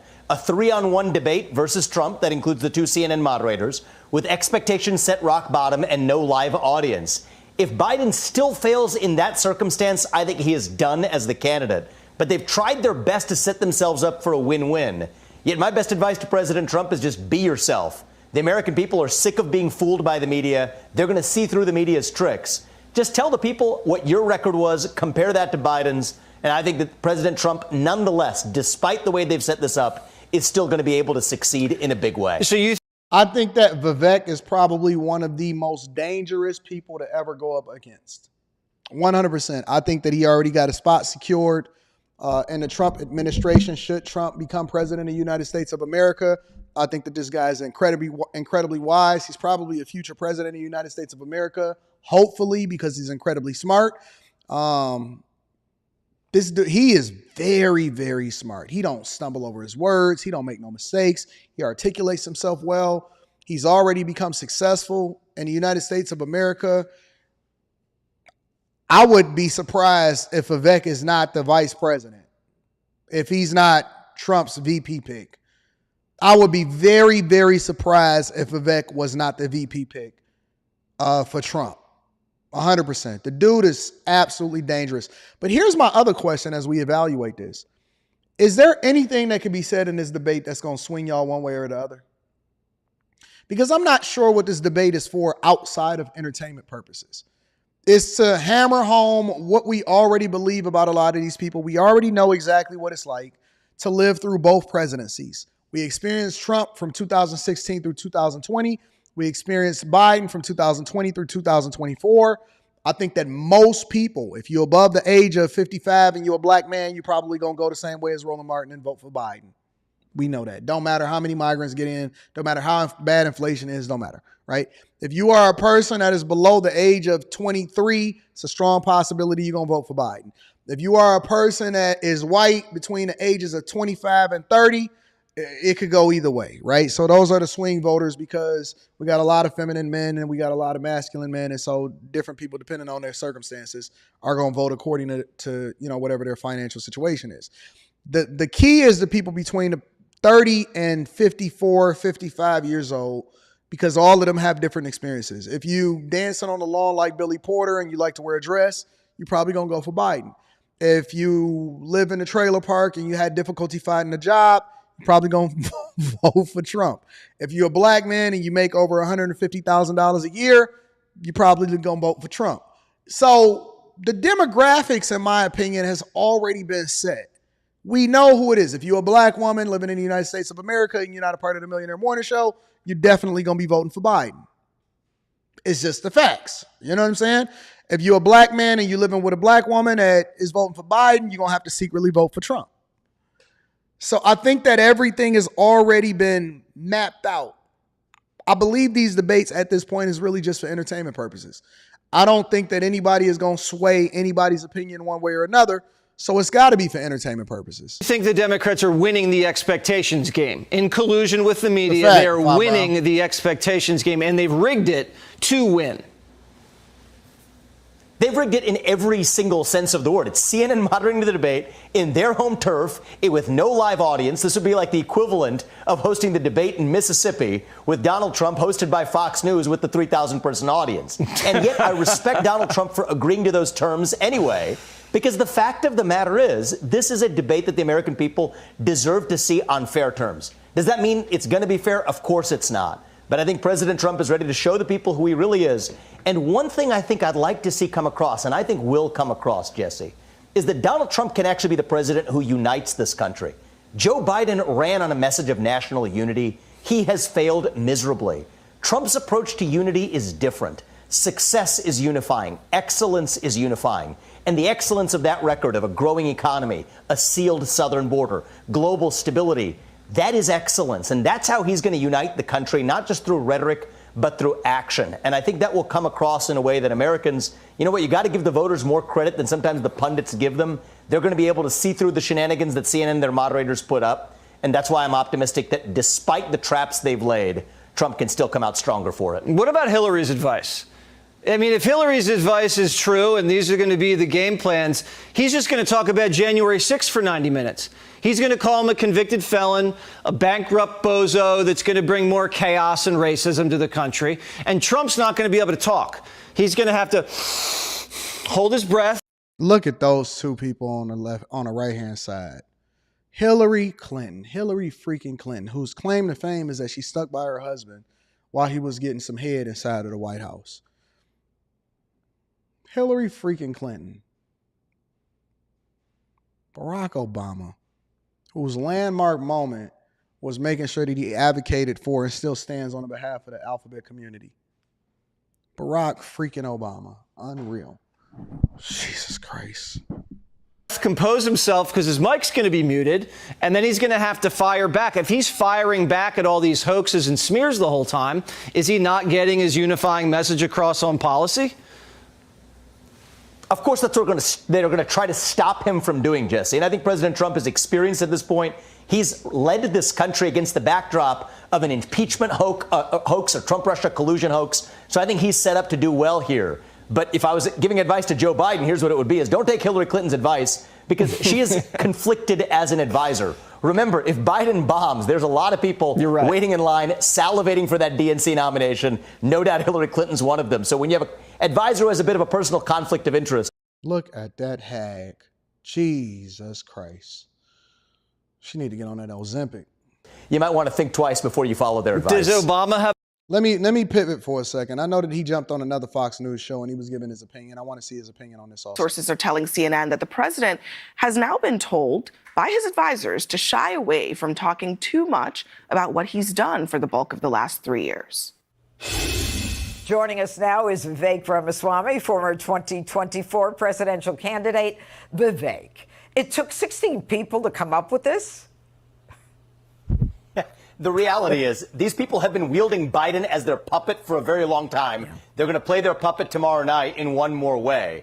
The reality is President Trump is actually quite brave to step up for this debate in CNN on the other side's home turf in the middle of Atlanta with no live audience. It would have been the equivalent of Biden going to Alabama in front of 3,000 people hosted by Fox News. No way Joe Biden would have done that. So I think Donald Trump has already won the debate by showing up on the terms that Biden demanded and demonstrating to this country that he's really ready to not only lead this country, but unite this country in a way that Biden has failed miserably to do. And I think he's going to come across great tomorrow night.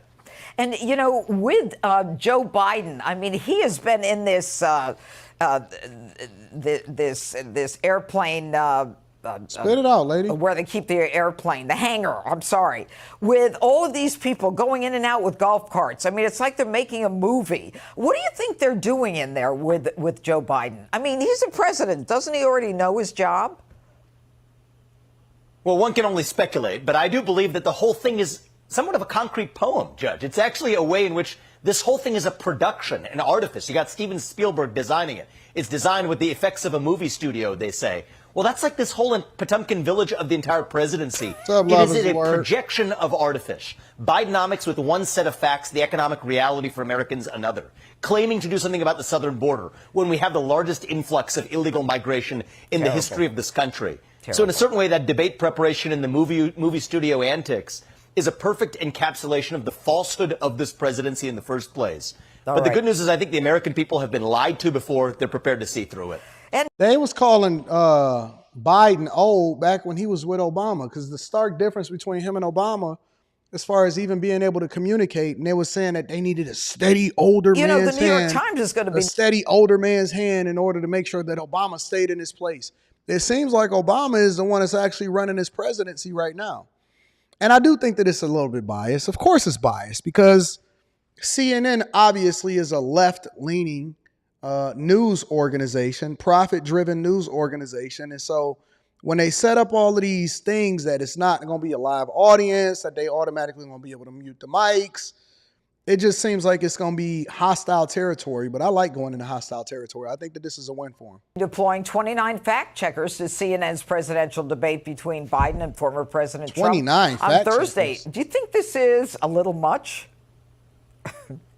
Well, look, the reality is I think it's perfectly reasonable to have progressive-leaning publications state their opinions. We're in a country where you have the freedom to speak, after all. But the problem with institutions like the New York Times, or CNN for that matter, is that they pretend to be neutral institutions when in fact just purveying progressive We all political know that they're views. not neutral. So I have no problem if you want to publish progressive political views, but just own it. Call your news page what it is. It is an opinion page. And the reality is these fact checks have been time and again proven wrong. Just look at the last election, the Hunter Biden laptop story. What happened to that? Yeah. Proven to be true when they said it was false. Right. The origin of COVID. They have not learned their lesson of humility. And the sad fact of the matter is that's why Americans distrust the mainstream media. And tomorrow's going to be a great night for them to hear directly from both candidates. What and I up, expect President 426? Trump to shine. Yeah, I think that it's going to be a very entertaining conversation. I can't wait to review it and break it down tomorrow. Maybe I'll do a review. I don't know how I'm going to play this. I'm going to surprise y'all tomorrow. I don't know if I'm going to do a regular show tomorrow. Should I do a regular show or should I do the debate breakdown? Not sure how we going to play this. Anyways, that was Vivek's take on what's happening in our upcoming presidential debate. Let me read a couple of super chats, and then I got one more thing that I want to go over before we get up out of here. Chat for more says, good morning from California. What's the name of your new show? It's called The Anton Daniels Show on the Anton Daniels channel. It's just simple as that. Nice, clean Anton Daniels Show. Pre-recorded, and I think that it actually is a great platform. Uncomfortable conversations. Nope, can't wait to see the debate tonight. Will you be covering it? We cannot, according to my research, restream it because CNN has exclusive rights in order to stream it live, but then we will probably be able to replay it based off of what we see from YouTube. So maybe we'll break it down on the Millionaire Morning Show tomorrow, or maybe we go into it tonight. I'm not sure, but we'll figure it out. Anthony Gordon says, as I've elevated in life, learned the world, and used my brain, Trump has my vote. I hope Vivek gets the opportunity to steer this country into something different. Shout out to Vivek. I actually really like Vivek. I think he has a bright future in politics. If it wasn't for Trump that was running, he would probably be the Republican candidate for president of the United States of America. All right, last but not least, ladies and gentlemen, the working class in America was tired, boss. You said you thought the review was at 11 p.m. Eastern tonight. I don't know, Fa Brown. I'm still trying to figure it out. I haven't settled. I might. Well, my man said that he was coming in order to be able to do whatever it is that he's doing. And then I'm trying to figure out what I'm going to do with after hours. I don't think I'm going to do after hours tonight. I think I'm going to do after hours Friday and Saturday instead of Thursday because it's a lot going on. Anyways, let me go ahead and get to it. The working class, right? The working class say that they tired, similar to the guy that was telling us that he was absolutely disgusted and tired. And he needed to figure himself out. So I wanted to go through, and somebody sent me this compilation. So I figured it would be a good way to end the show on a Thursday before we get to it. Make sure y'all hit a like for the algorithm, subscribe to the channel, and turn on your notifications. Let's see what's happening. You're telling me as women, this is what we fought for? To go to work. To work. In any conditions. Impossible. I'm tired of working, man. I don't know about you, but I'm tired of going to these jobs. It's not even about my particular job. It's not about any job I've had. I'm just tired of the whole job system. I'm tired of this understanding or this belief that we have to go to work 5 to 6 to 7 days a week to barely afford to eat. Okay, so we have it better than any time in history. I mean, people used to literally die on the jobs that they used to do. We have so many protections in place. We basically sit at home. We can do multiple different jobs, and they're not even physical. We could take our jobs with us. A lot of people doing their jobs from different locations and all of that. Working 5 days a week, 8 hours a day, 40 hours a week. I don't know why that's so difficult. Okay, what is the alternative? What would y'all suggest? Because they say that I'm so out of touch with reality, even though I work 100 hours a week, every single week, and I grind and I hustle and I got different things going on all the time. What is the solution? Because I see people complaining about what the problem is, but I want to know exactly what the solution is. What is the solution for not going to work? Because everybody seems like they tired. Everybody is whining about what's going on. Everybody is complaining about the possibilities of what. I don't know what it is. I thought that that's what you're supposed to do. You have to eat. And so in order to eat, you got to work. So you want a house over your head. You want some food on your table. You want your daughters and your sons to be able to go to college. You want a nice car. You want a new car updated every 3 or 4 years. You want to go on vacations. You want to go and buy jewelry. You want to go and make it rain inside of the strip club and all of that. What do y'all want?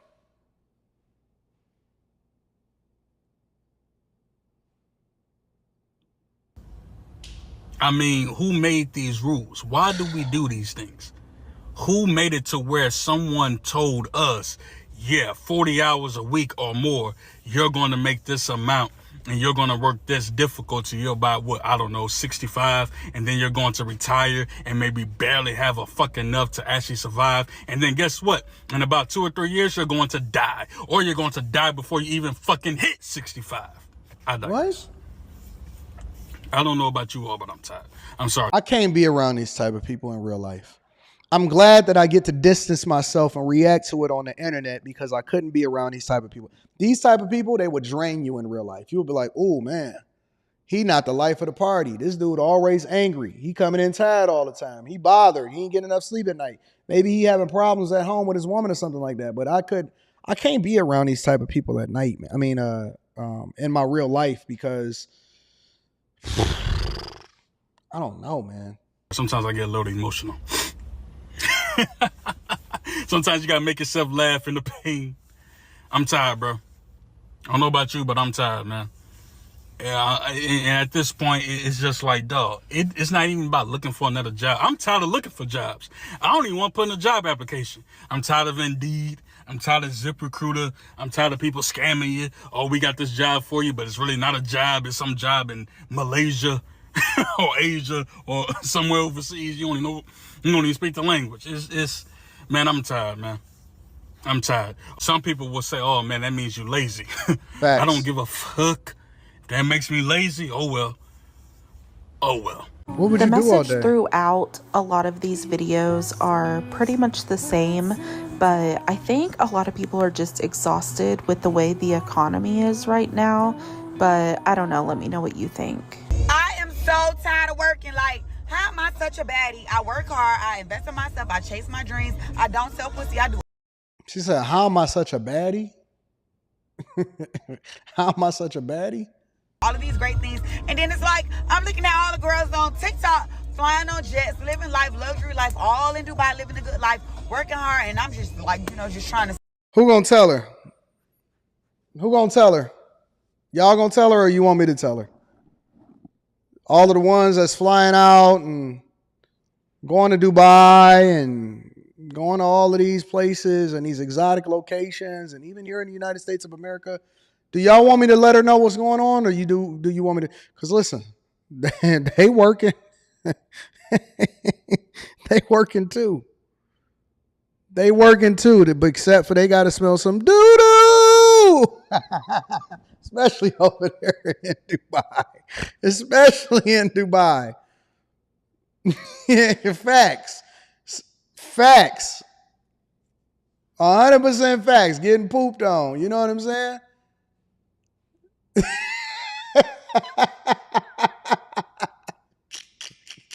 Who gonna tell her?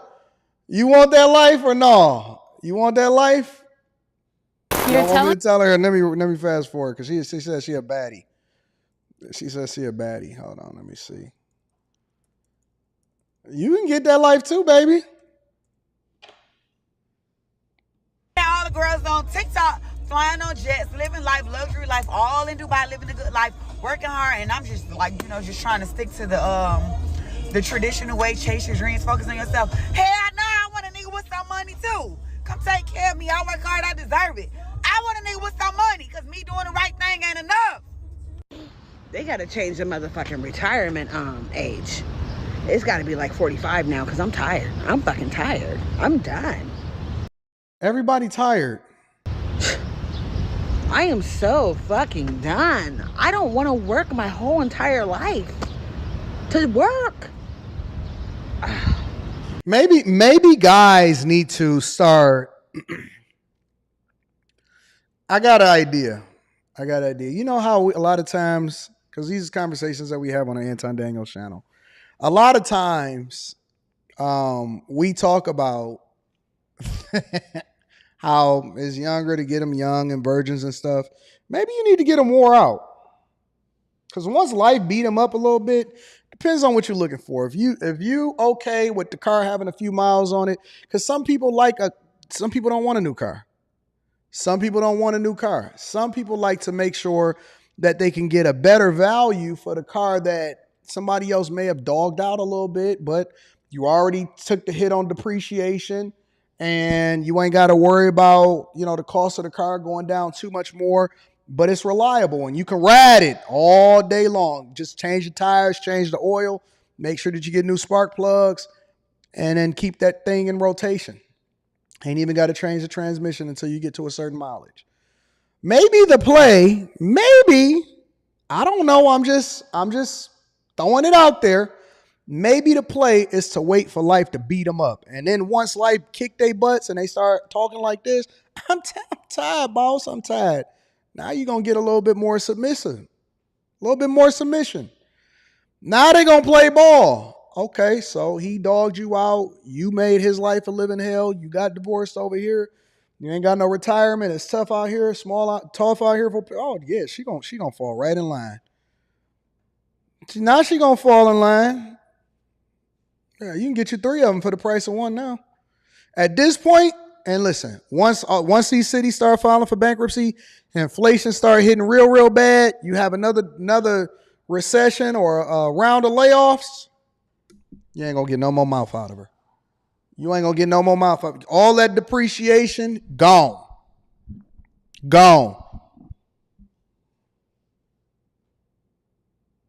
Maybe that's the play for some of y'all. Maybe the play for some people is to wait till they get wore out and then take advantage of the depreciation. I don't know. I just didn't sign up for this, and I'm over it. I'm sorry. It was all about the parking first. I'm sorry.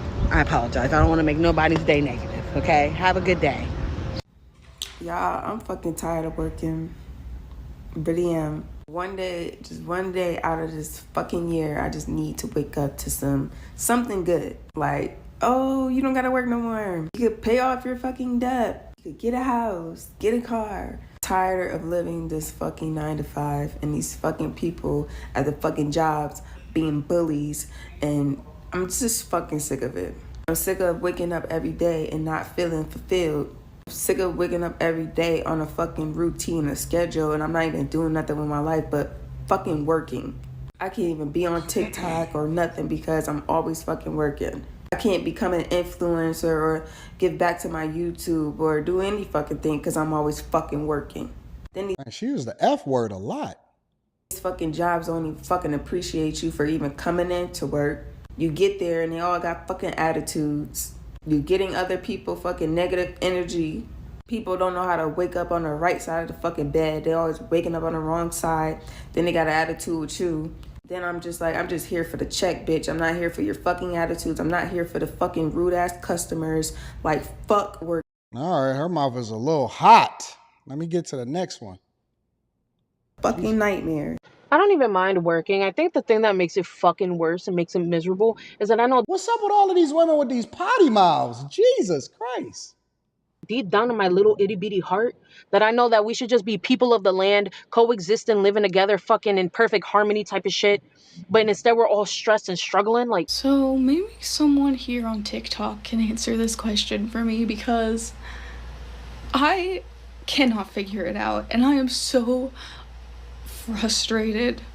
Why is it that I have to work 40 hours a week just so I can have a place to live. Oh, yeah. You get a woman with this type of attitude that had this level of suffering, she ready. Because she suffered. And so now, this is the perfect one for you to go ahead and listen. Crying, when you see him crying on TikTok and they say, oh my God, I don't believe I gotta work 40 hours a week just to live. I'm so broke. Yeah, that's the perfect one. She going, big dog. That's it right there. No problems, no trouble. You ain't got to worry about her cheating. She gonna go 50-50 with you too.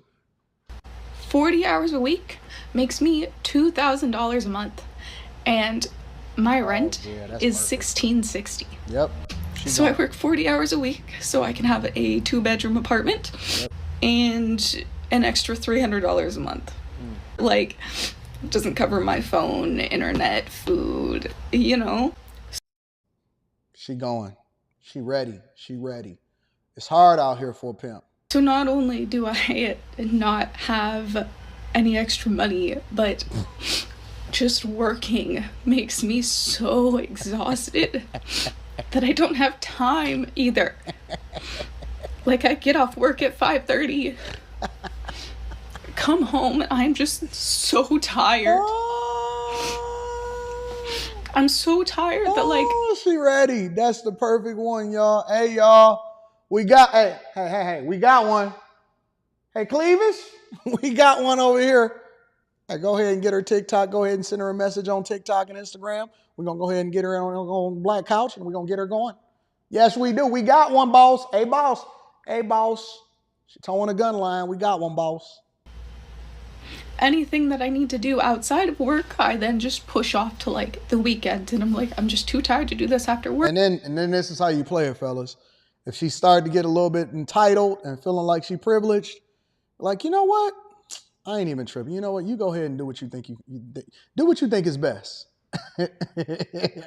Women hate it when you stop taking control of the situation and they start wearing you out and be like, and they ask you a question. Do you think I should do this? You think this is, you know what? Just do what you do. Do what you think is best.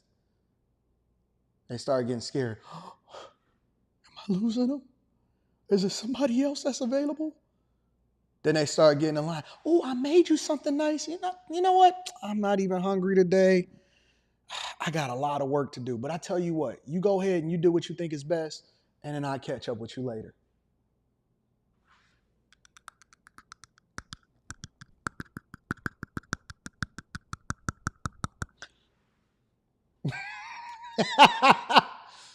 And then, hey, act like you forgot to pay something too. Act like you forgot to pay their car note. Let them get a couple notices. Don't let it go to 30 days overdue because, then they're going to get a ding on their credit report. But let their car note lapse like 18 days. On that 19th day,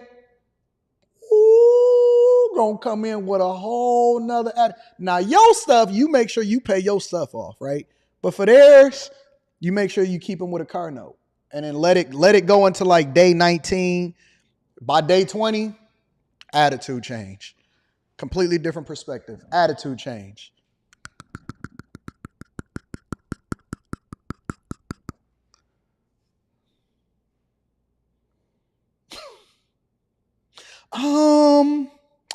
I had that thing that I was trying to do. Oh, okay, so what's the problem? You okay? I thought you said that you was gonna help me.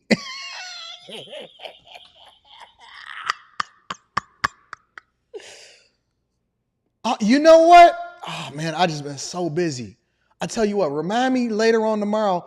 Tomorrow it may be too late. Just remind me tomorrow. I'll see what I can do. You're gonna get the best loving you ever had in your entire life. It's gonna be the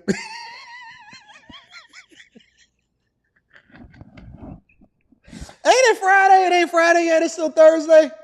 Is it still Thursday? You're going to get the best love that you ever had in your entire life. Because in person, they're going to try to act like they still got it together. Oh, no, man, how you doing today? Behind the scenes,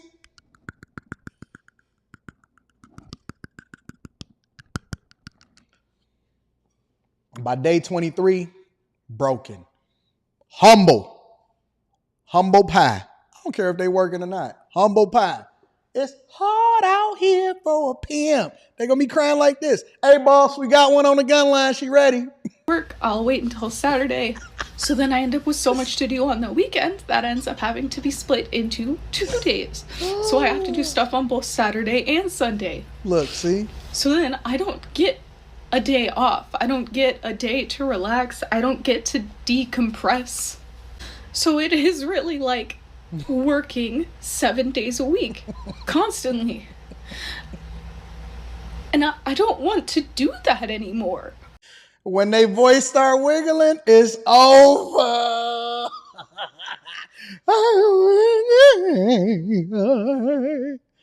Don't worry about it. Hey, what you got up for tonight? I didn't have no plans. I don't have no plans either. You coming through? No, I don't want nothing. You know I want something though. Man, listen, I'm going to be chilling. I'm going to be watching the debate tonight. What y'all got up? I ain't got no plans. You should come over and watch the debate. Word. All right. Going to be over there throwing it crazy. Throw that in a circle. Throw that in a circle. Let me stop for y'all start acting like Anton. We got one, boss. Right? Like, I don't care how poor and miserable I would have to be. But I literally can't be laughing at people. These are people that's going through real problems. This is real problems, y'all. Have a place to live without this, you know? Like, I don't know what to do. I'm not. She recorded this and uploaded it to TikTok, y'all. I don't have the money, time, or energy to enjoy my life outside of work, and I don't know what to do about it anymore, you know? Patriarchy is always going to be winning at the end of the day. You can say what you want to say. At the end of the day, when you got to compete with a person like me, you're going to be on TikTok crying. I'm so tired. All right, y'all, I have to be a stay-at-home wife and a stay-at-home mother, okay? I know what comes with being a stay-at-home wife. I know all the things that you have to do. That's fine. I'll take care of the kiddos. I'll make sure the house is straight, make sure food is hot and ready for my man when he get out working those 50 hours, 60 hours a week. I'm fine. I'm totally okay with that. I just don't know about this whole, like, getting up every morning early, slaving, like, doing all this is just not for me. Like, I know what's for me and I know it's not for me. And I don't want to be a masculine woman getting up early at the crack of dawn, like, I can't do it. Like, I'm about to cry. Don't worry about it, baby. Don't worry about it. Oh, man. And during layoffs, all of the baddies turn into saddies on layoffs. During layoff time, I'm going to just tell you, the baddies turn to saddies during layoffs, okay? All right? So I think we go ahead and done with the show. I'm in a meeting right now. So I got to get back on the line. I love y'all. I appreciate you. Let me read a couple of super chats so we can get back to the regular the way that we go about doing it.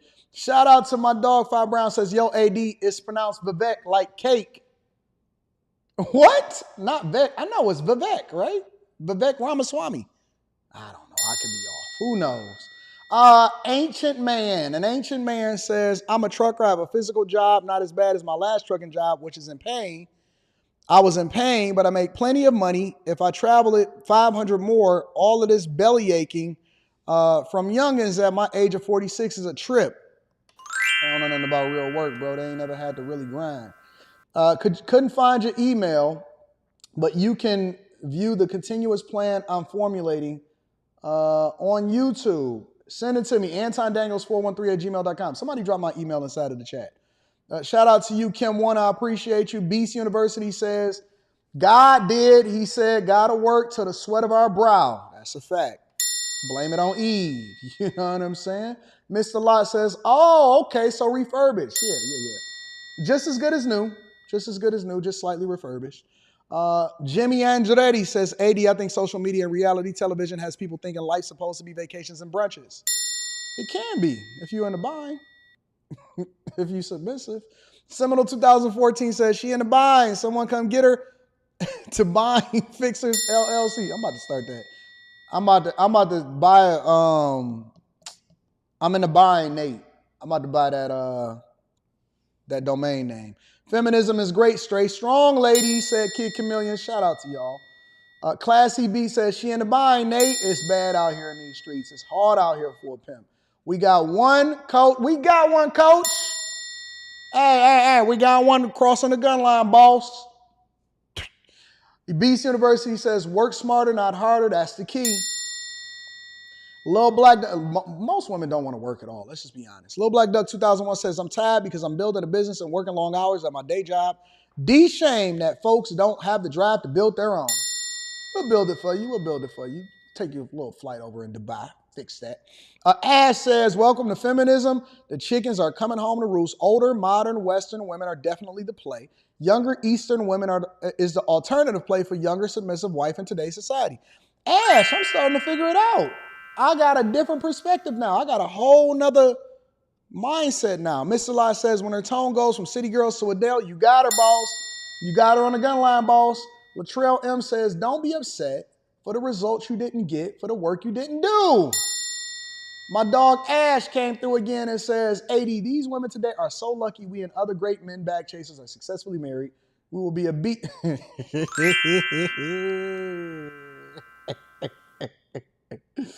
Five Brown says, Vivek. Oh, Vivek, not Vivek.